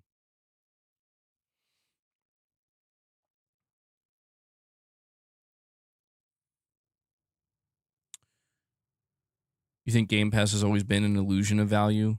They've cut corners, cut quality, cut IP from there. Where are all the Call of Duties at? Bro, is that all blue controller real? It is. It is beast mode. It is real. You think digital is greater than physical? This are going to go away completely. They're going to be like Nintendo cartridges. Beast mode, I can't tell if that's a good my goodness or like a bad one.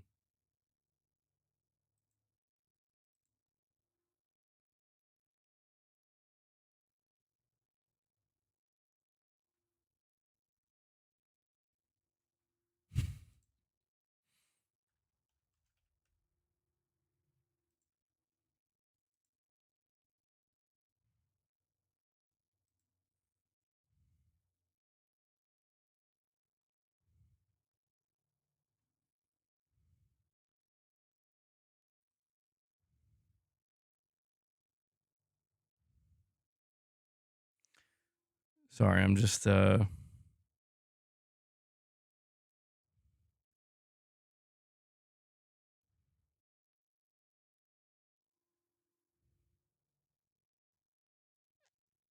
okay.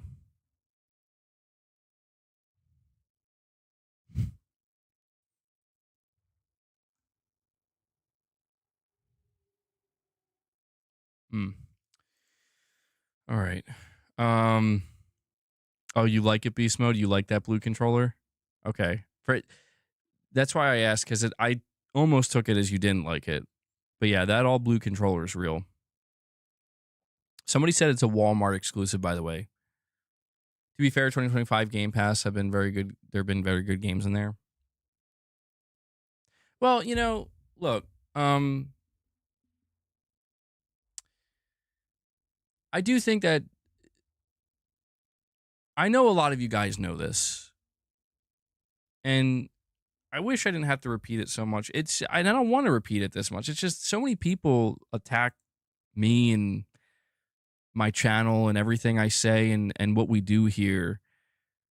Um, and it's like, dude, my problem isn't with Game Pass. It never really has been with Game Pass. In fact, even when I was playing on Xbox, Game Pass was a thing and I didn't hate it or have a major problem with it. But what really started to bother me was Microsoft's push with Game Pass, where it became abundantly clear that they're trying to communicate to me as an Xbox player, to everybody, to the industry, that Game Pass is the future. And I understand even from a business level, it's like if you want to make this work, you got to make people believe in the dream and the vision. But when it really fell apart for me was when it was, and I don't even think it was Microsoft, to be fair. This is why I talk about I can't stand like the toxic Xbox fanboys and the people who claim to not be toxic Xbox fanboys, but they very fucking obviously are. They hide behind the guise of I play on PC. Yeah, okay. Even if you do, it's like, okay, well, still, you're like more involved in this than 99% of PC players for some reason. Um,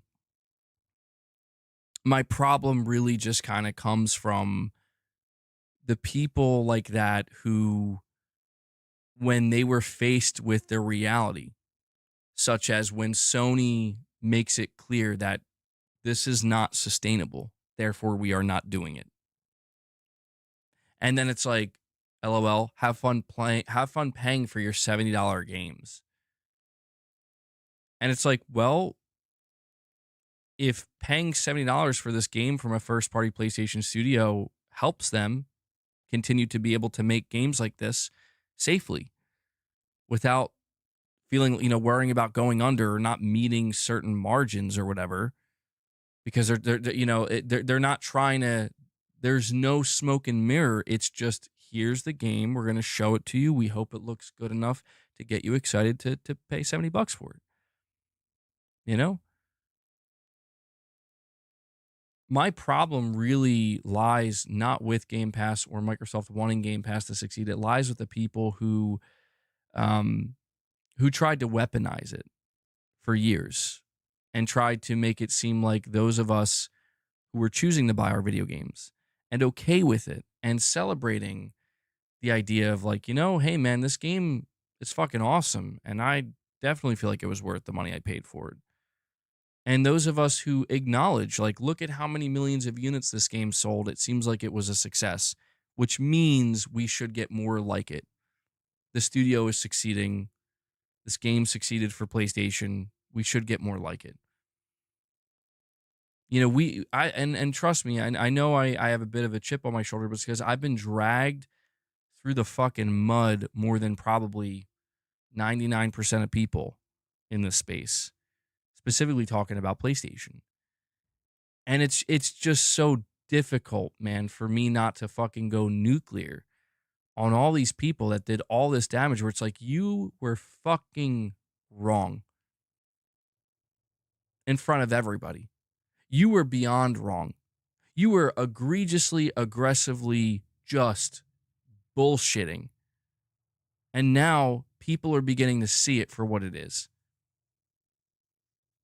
And I'm not saying they should quit gaming. I'm not saying they shouldn't talk about gaming anymore.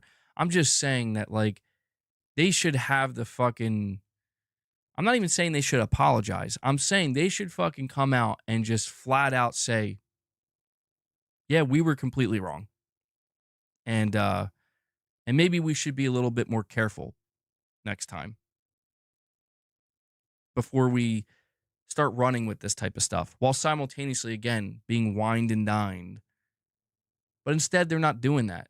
And that's what frustrates me. Instead, they're doubling down on trying to attack people like me because I'm the one calling it out, because I'm the one saying that, like, here you go, man. It reminds me of when I told people I got fucking clowned on. You guys know it's fucked up because of the damage it does to my reputation and my channel. I got fucking clowned. I got ripped to shreds back in December of 2023 when I said Microsoft's probably going to put Doom on PlayStation, man. It's probably going to be multi-platform because that's what's going to make them the most money. Here's Microsoft saying they're signaling they're going to start going for higher profit margins through multi-platform. They told their investors that. And I said Doom's probably one of those games. And I got fucking the amount of damage that was done on my channel from a single fucking clip. But who was right? They tried to humiliate me, laugh at me, make fun of me, say I'm a port beggar. It's like, bitch, I'm not a port beggar. I just know how to use an ounce of fucking common sense. And I hate to say it, but all the people who agreed with that type of shit, who were dogpiling, who were leaving their fucking roasts in their comments, they look like imbeciles too, because they're dead wrong too. And it's hard, man. It's hard not to take that shit personal, where it's like that did real fucking damage to my channel, real fucking damage. And you know what? It's fine. I don't mind real damage being done if I am wrong, if I am actually being an idiot. Because I, unlike most of these fucks, can come out and say, I'm humbled. I fucked up. You know, I was completely wrong. I apologize. My bad. But that's the thing, is this is the opposite of that. This is slander. Slander that has been going on for years, where I'm not saying all of it is, you know, that level of damaging. I'm not saying all of it is like, I understand there's just some opinions and takes I have that people are like, bro, I disagree. You sound stupid. Okay. I'm talking like real shit that would trend, that would paint this image, you know, to where now I people come across my channel and they think they know and they have no fucking idea. But they think they know because they just come across shit like that. Single tweets, single clips, and that's representative of the whole thing. And even that doesn't bother me because that's the internet, bro. What bothers me is how fucking wrong they were. How fucking wrong they are now. And yeah, man, it eats at me a little bit because it's like, I was here the whole time, just like I am now. I was here the whole fucking time. It's like I said earlier, man. I'm sorry if I sound like a broken record. I'm sorry if I sound so salty, but it's why I have to question, why are they so. I'm just gonna leave it alone. It like, I have to question how much of it's really worth going into, you know? Sony won, don't be a sore winner. It's not even that, dude. It's not even that Sony won, right? Like it's that's what they want you to think, right? Like these people want you to think I'm out here be like, Sony fucking kicked the shit out of Microsoft. Microsoft, like, don't get me wrong. Have I had my moments where I'm like, fuck the Xbox Series S. The Series S sucks. And fuck Xbox and fuck Microsoft. Yeah, but it's like, dude, there are layers to this where it's like, come on, man. Like how serious do people think I am?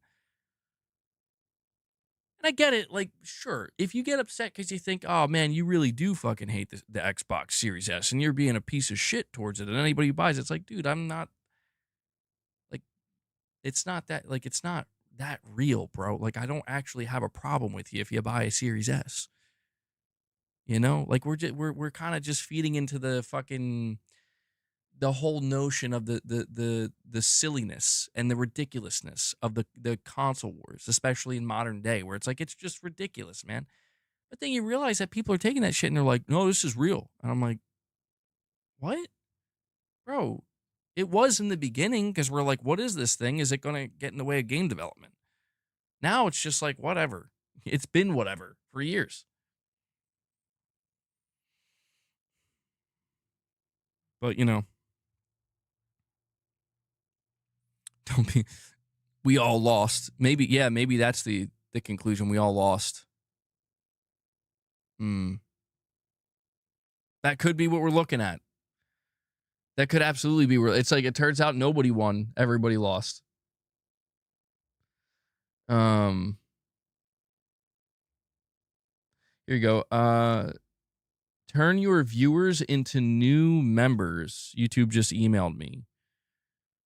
Want to give your viewers a VIP experience that could help grow your channel? Elevate your live streams with a new feature that lets you easily go from a public to a members only stream without having to stop and start a new stream.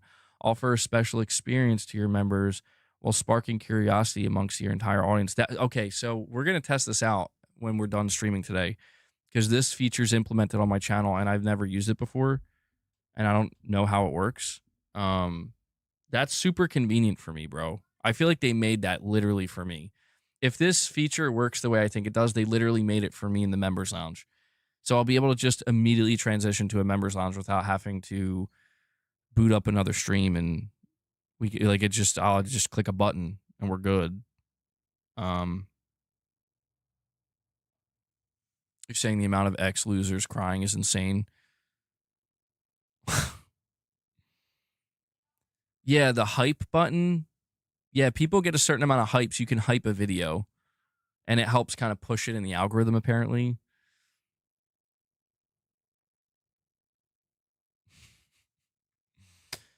You see Mighty Keith's video? I haven't seen that yet, no. But that's so funny that you're quoting it. That's so funny.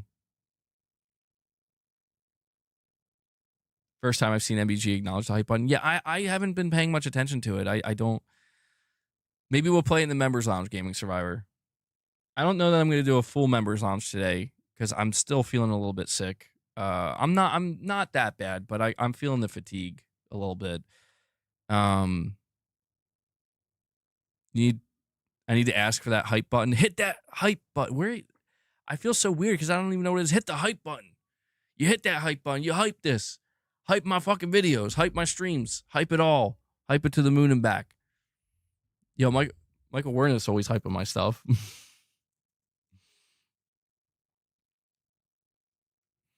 Oh, I'm sure it's great, Gaming Survivor. Yeah, maybe we could do that. I'll test out this new member feature when we wrap up.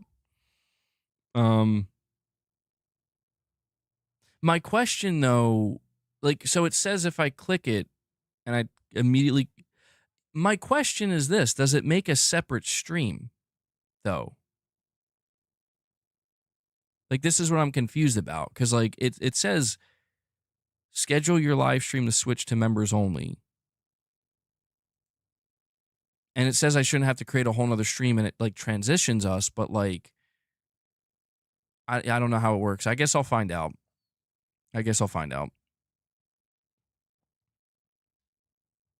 Oh, that's good shit, low key. Good stuff, man. Wait, that's not good shit. That's good stuff. Furious Legacy Gaming, what's up? Um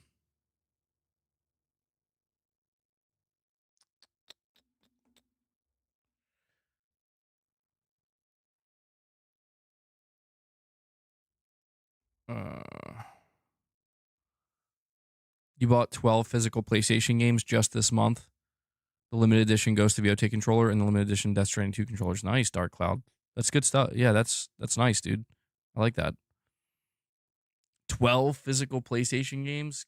Keep physical alive, man.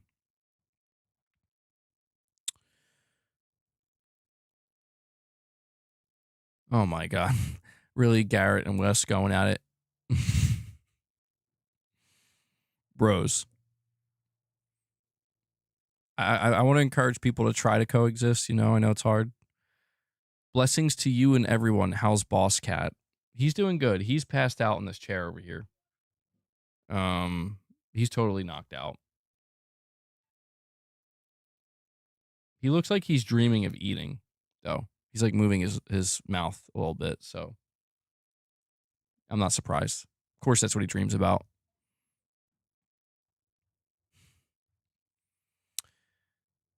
The games aren't showing up for you, Dillo? Which games? And Gaming Survivor comes in. Speaking of games, Gaming Survivor comes in. He renews his membership. He says, I must be around. I almost went to my eternal sleep. It was time to retire. But just when he thought he was out, they pull him back in. Gaming Survivor, thank you for that, man. I will add that to the goal here.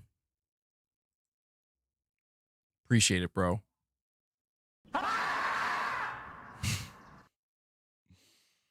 The idea that MBG could have been right about literally anything he said over the last 4 years.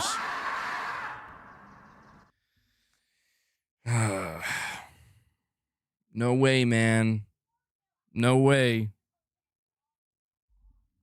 Oh, the PS Plus games. Okay.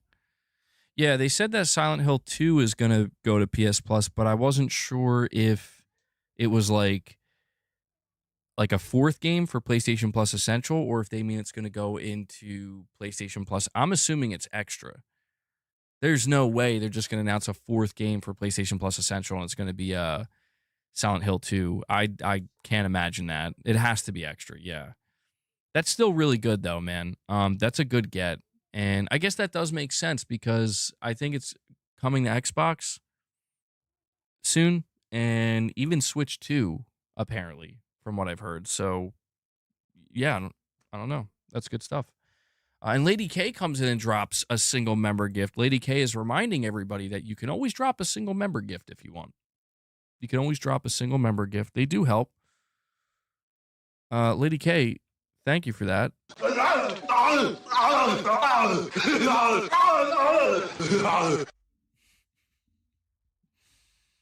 And that brings us up to 27. 27 members. At this point, I'm just waiting for Silent Spartan to show up at any moment now. You know? I'm just kidding. Well, I don't know. I'm like half kidding. Sometimes he does. He shows up randomly. Drops bombs for you guys. Totokism is the way.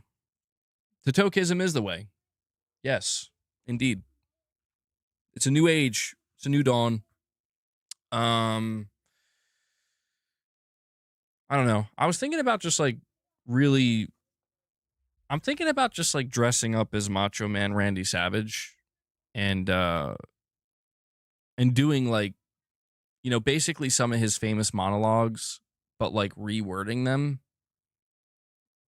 You know, like the cream rises to the top, but like, you know, the exclusives rise to the top. You know, brother. Oh yeah. It'd be so insane, dude. But I'm thinking about it. You know? I just go crazy with it. Like, fuck it.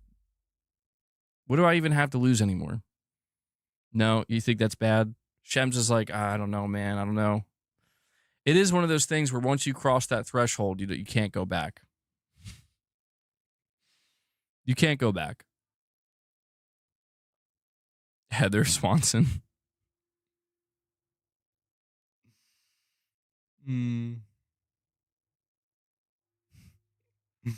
Matter of fact, I don't think we'll be coming down for a long period of time. I don't know how high we're going to go. The stratosphere, man.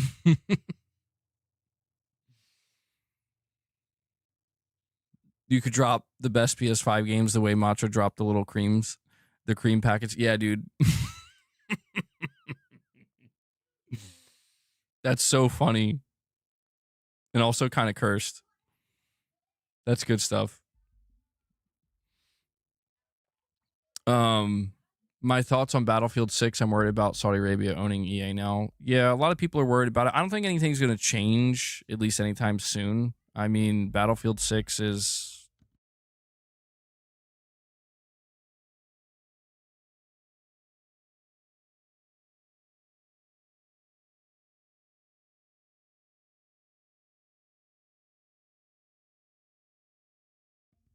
Sorry. I think Battlefield 6, it's been in the making for a long time, dude, and I think, you know, the team that's worked on it has worked really hard on it, and they clearly have a lot of passion behind it, and they wanna see Battlefield make that comeback. And, you know, I'm a longtime Battlefield fan. I can't deny that I still wanna support that. I wanna support the devs. I wanna support the game that they made.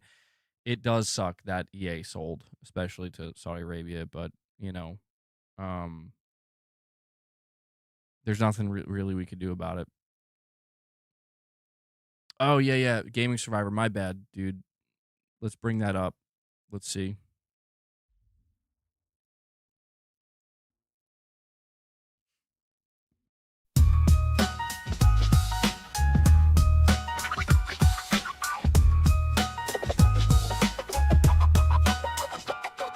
Xbox folded, crumbled like some stale bread. Microsoft dreams shattered, now they all fled.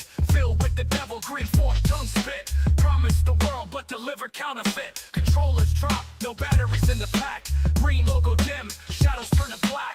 X lost the war, instead it's done. PlayStation sitting pretty, crown weighing a ton. Feel like devil eyes, games never come. Xbox buried deep, now the eulogy song. Red rings of death, console turned to a corpse. Gamers jumping ship, abandoned the ports. Halo fell to earth, no master chief in sight. Forces stalled out, no drive in the fight. Game past dreams, just a broke man's rental. Promises empty like a car with no pedal. X lost the war, instead it's done. PlayStation sitting pretty, crown weighing a ton. Feel like devil eyes, games never come. Xbox buried deep, now the eulogy song.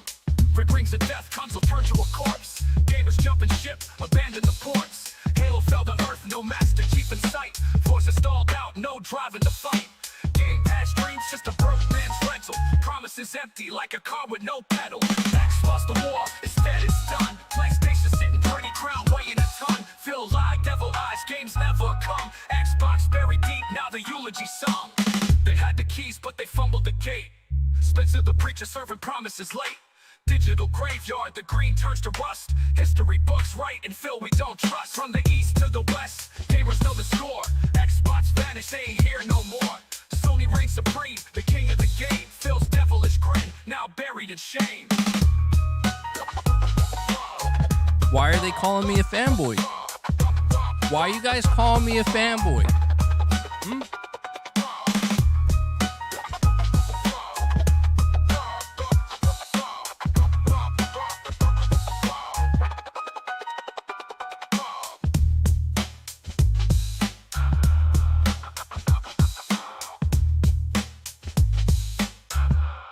They have the audacity. In Phil, we don't trust. That was courtesy of Gaming Survivor. Rich Rod's not here today, but Gaming Survivor's got him covered, bro. That was pretty good. Yeah, that was good. Yeah, the in Phil we don't trust part was, God, that was savage. Or the green turns to rust. That was also savage. Oh shit, I don't know what's playing right now. It just immediately switches to a different song from somebody else. I don't know what that was. That was good though, man. That was good. This is my attempt to make a Rich Rod style track. I think it turned out good. I don't know if it'll be as infamous as Suck It From the Back.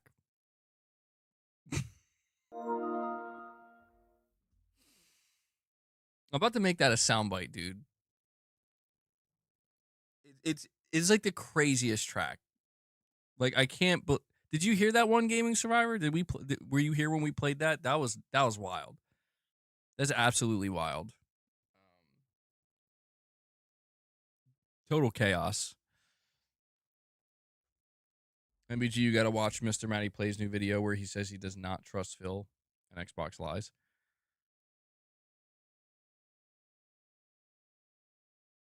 It's so crazy to see all these people come out now. Well, I think Mr. Matty, he's always been pretty fair, but Mario B, you're saying, dude, where can I get this tune? I don't know. I mean, you could click the link that Gaming Survivor put in the chat. I don't know if you can like download it or anything.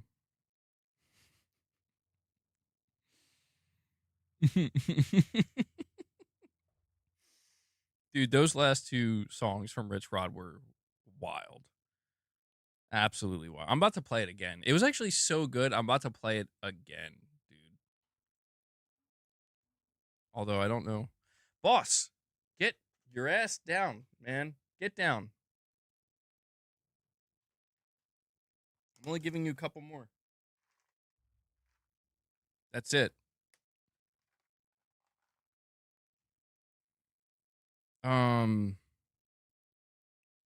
Which post did he put it under? I forget. Was it the Call of Duty one? No, that wasn't the one. Was it the Ghost of Yote one? Trying to find it. Oh, it won't even show me his posts anymore, dude. I forgot. Does anybody know his I'll probably just wait till he comes back again. I can't find it.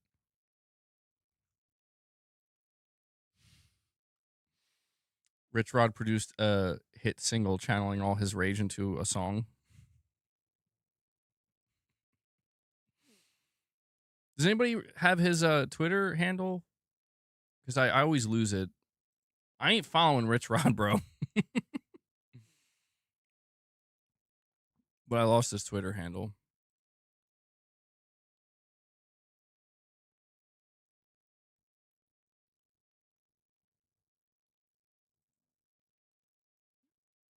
Irfan will get it for me.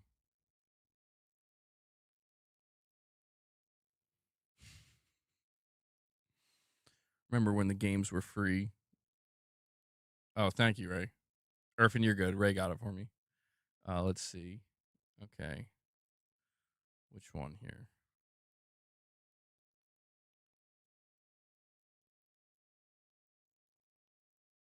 Which one was it? Hold on, I forget. Is it this one?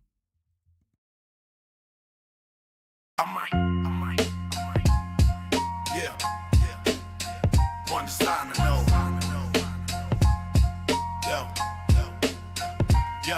Yo. Xbox crew, y'all the reason it's a joke now. Wallet's empty, Game Pass broke now. Tried to flex, but y'all played yourselves. Put the crown on clowns, now the game's on the shelves. Halo fell harder than a drunk off a bar stool. Used to be kings, now you're playing with cartoon fools. Trashing the catalog, fans stay blind. Microsoft got y'all trapped, tied to the grind.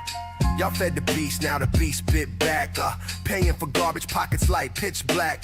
PlayStation laughing, sipping tea so fine. No comp left, just your tears with no spine. No Game Pass, no Clash, I did this. Raise the price, now you're stuck, what a big miss. No games, no shame, just pure pain. Xbox fans, y'all the reason for the rain. Y'all hyped up garbage, made the bar so low. Microsoft said cool, serve you games so slow. Red ring vibes, it's a cycle of abuse. Paid for mediocrity, what's the excuse? Exclusive this, exclusive that, you scream. But exclusives came and went like a bad dream. Game Pass fat, I was eating your dough. Netflix for games, nah, that plan's too slow. Bro, I don't remember if we played that one or not, but holy shit.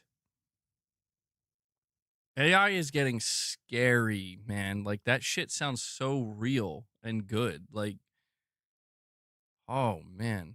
That wasn't the one I was trying to find, though. I don't know if this is the one.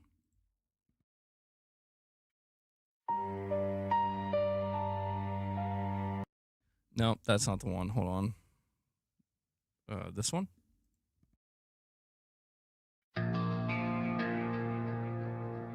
Hey. Yo. MBG. Stop playing. And make Rich Rod into Rich Mod. Xbox, listen up! Fucking from the back, the Game Pass rate hike. Fucking from the back, and a lifetime of sadness. Fucking from the back, don't deserve to game anymore. Sucking from the back, sucking from the back. Sucking from the back, sucking from the back. Sucking from the back. Sucking from the back. Game Pass rate hike, man, I think they deserve it. Xbox fanboys think it's great, don't PlayStation, it gets ignored. Then it's all about it makes sense, like race is perfect. It was so obvious. Xbox gets a Game Pass tax. All the ponies and Xbox suck it from the back.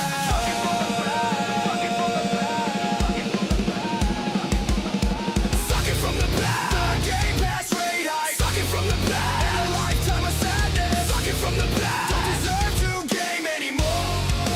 Suck it from the back. Suck it from the back. Suck it from the back. Suck it from the back. Suck it from the back. Suck it from the back.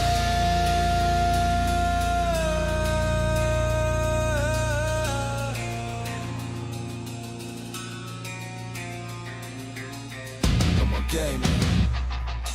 Colton just sucking each other from the back. No more gaming. Colton just sucking each other from the back. No more gaming. Colton just sucking each other from the back. No more gaming. Colton just sucking each other from the back. No more gaming. Colton just sucking each other from the back. No more gaming. Colton just sucking each other from the back. No more gaming. Colton just sucking each other from the back. No more gaming. Colton just sucking each other from the back. I can't fucking believe he made that the breakdown. Oh my Colton just sucking each god, other from the back. man. No more gaming. I fucking played the wrong one. That's the one I didn't want to play, the extended version. Oh, man. Play the one by Digital Dude now. I forget, did Digital Dude do one? Which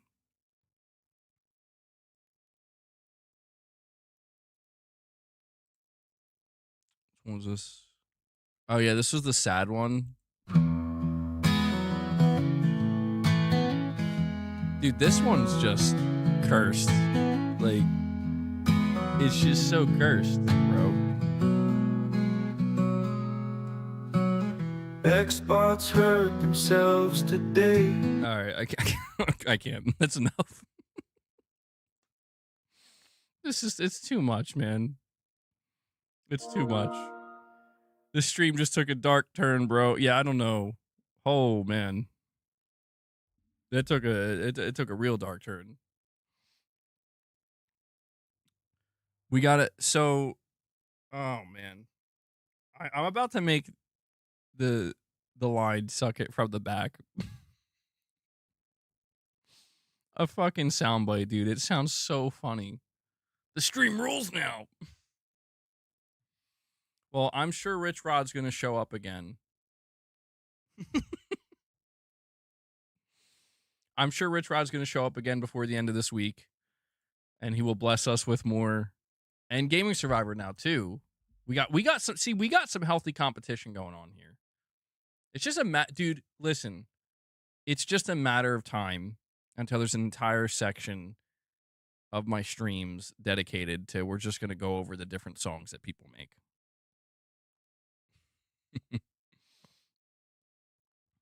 All right, let me see here. So you like sad folk music? You want to hear more of that one? All right, I'm going to try to figure out how to set up this new feature that YouTube implemented. While I'm doing that, I'll just play this song. Felt the sting they couldn't delay. Game Pass climbs like a ghostly tide. While it's bleed, they hold their breath. Whispers of the coming death. Price increases can't be real. Broken hearts too numb to heal. Oh, the cost, the cruel reveal. What's left to feel? Controllers cold in shaking hands. Dreams of bargains turn to sand. Digital worlds now out of reach. What's left to feel?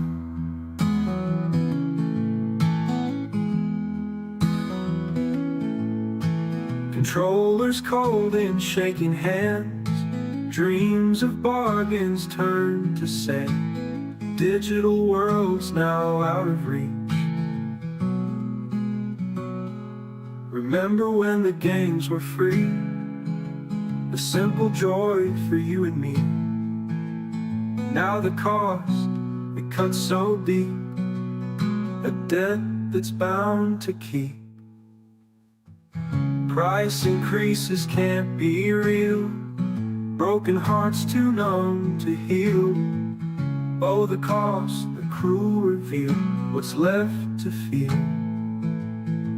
What's left to feel?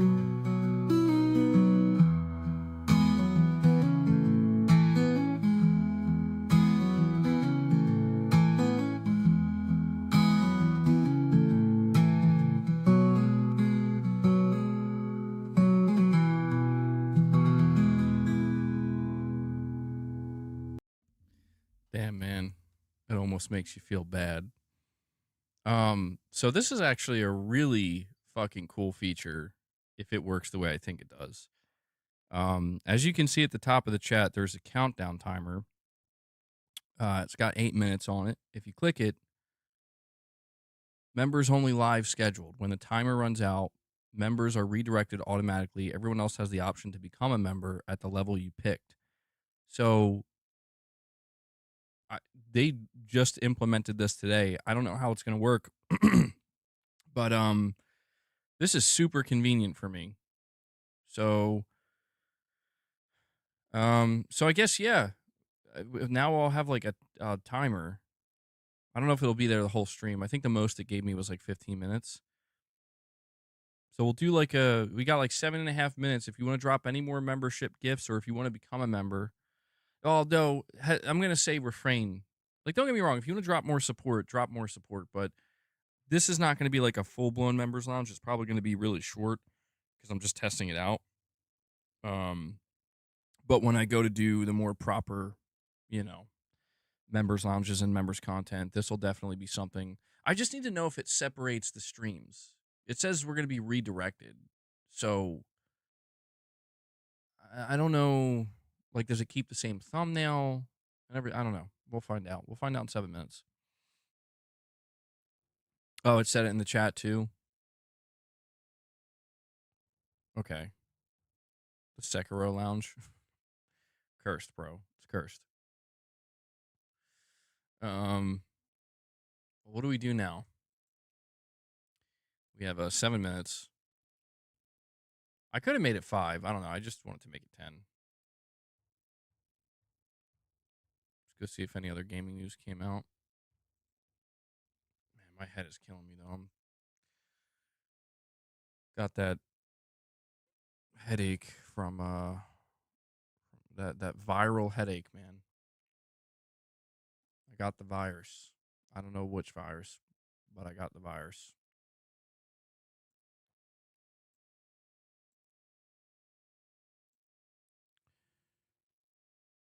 Yeah, I'm assuming it'll let me change the title like after it starts. I should have just done a 5-minute countdown because now we're just gonna sit here awkwardly.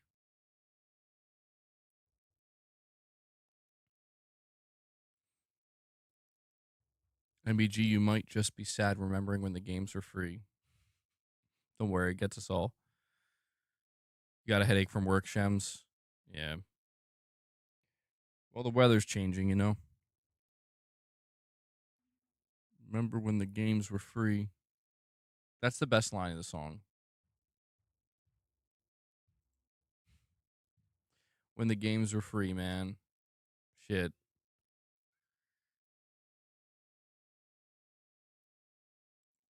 This countdown is kind of ominous, though. Like, it feels ominous for me because I don't know what's going to happen. Gaming isn't free. No, it's not. Well, technically it is. If you're playing a free to play game on a piece of hardware you already own, I guess it is. But what's the countdown? So, Irfin, the countdown is at the top of the chat. It's going to redirect us to a members only stream. This is a new feature that YouTube just implemented today. I don't know how it works. I'm going to try it out. Um, it's gonna take. I think it's gonna like lock obviously anybody who's not a member out of it, but it's interesting that they're doing this because I feel like this is very specific to what I do here. Where sometimes I still wish I could get Irfan a membership, man. It's just not available where he lives. It's such bullshit. But Irfan, I appreciate you hanging out, man. Thank you for keeping me in the know with all the earnings. Anytime I need to know when's the next earnings, you got it, bro. Oh yeah, that sucks, Star Cloud. You'd like to be a part of the members lounge, but you're not working right now. Well, just try to continue to tune into the streams. We got a lot of people here dropping member gifts and member support. So maybe you'll get lucky and yeah, you might get it gifted soon. Um you don't have to feel too bad about this one though. This isn't going to be a full-blown members lounge. This is more like a test stream. I'll probably hang out with my members for like 10 minutes or something just to see how it works and what's going on and then maybe later this week, tomorrow perhaps, or Thursday or Friday. We'll see how it goes. We'll do like a more proper members lounge.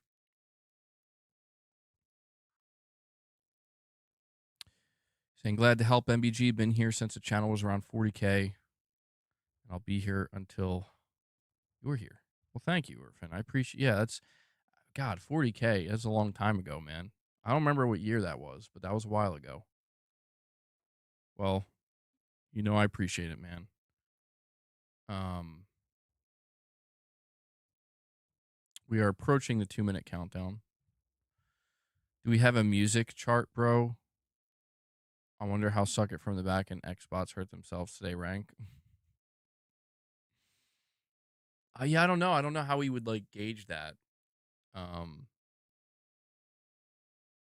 maybe like I could put a poll up before I play some of them, and you guys can grade it A, B, C, or D. I'll try to keep track of it. I don't know. That could work. I think that could be a way to do it. All right, we've officially hit the 2-minute warning. T minus 2 minutes. I'm like afraid the whole thing's gonna break. It's just like not gonna work.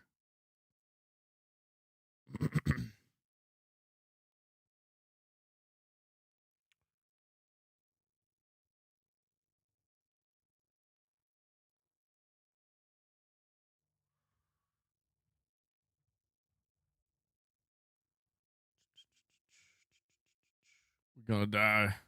We all gonna die. You see a 30-minute countdown? Well, now it's at 1 minute. Any reason why you can't gift specific people on YouTube, or is that outdated? I think Twitch does that. YouTube has not implemented that yet.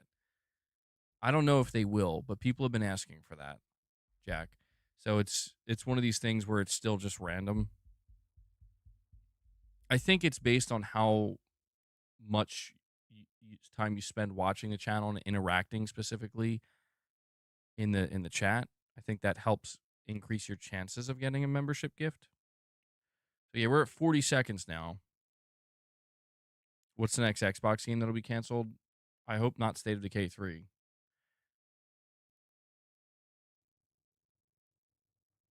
30 seconds. Here we go.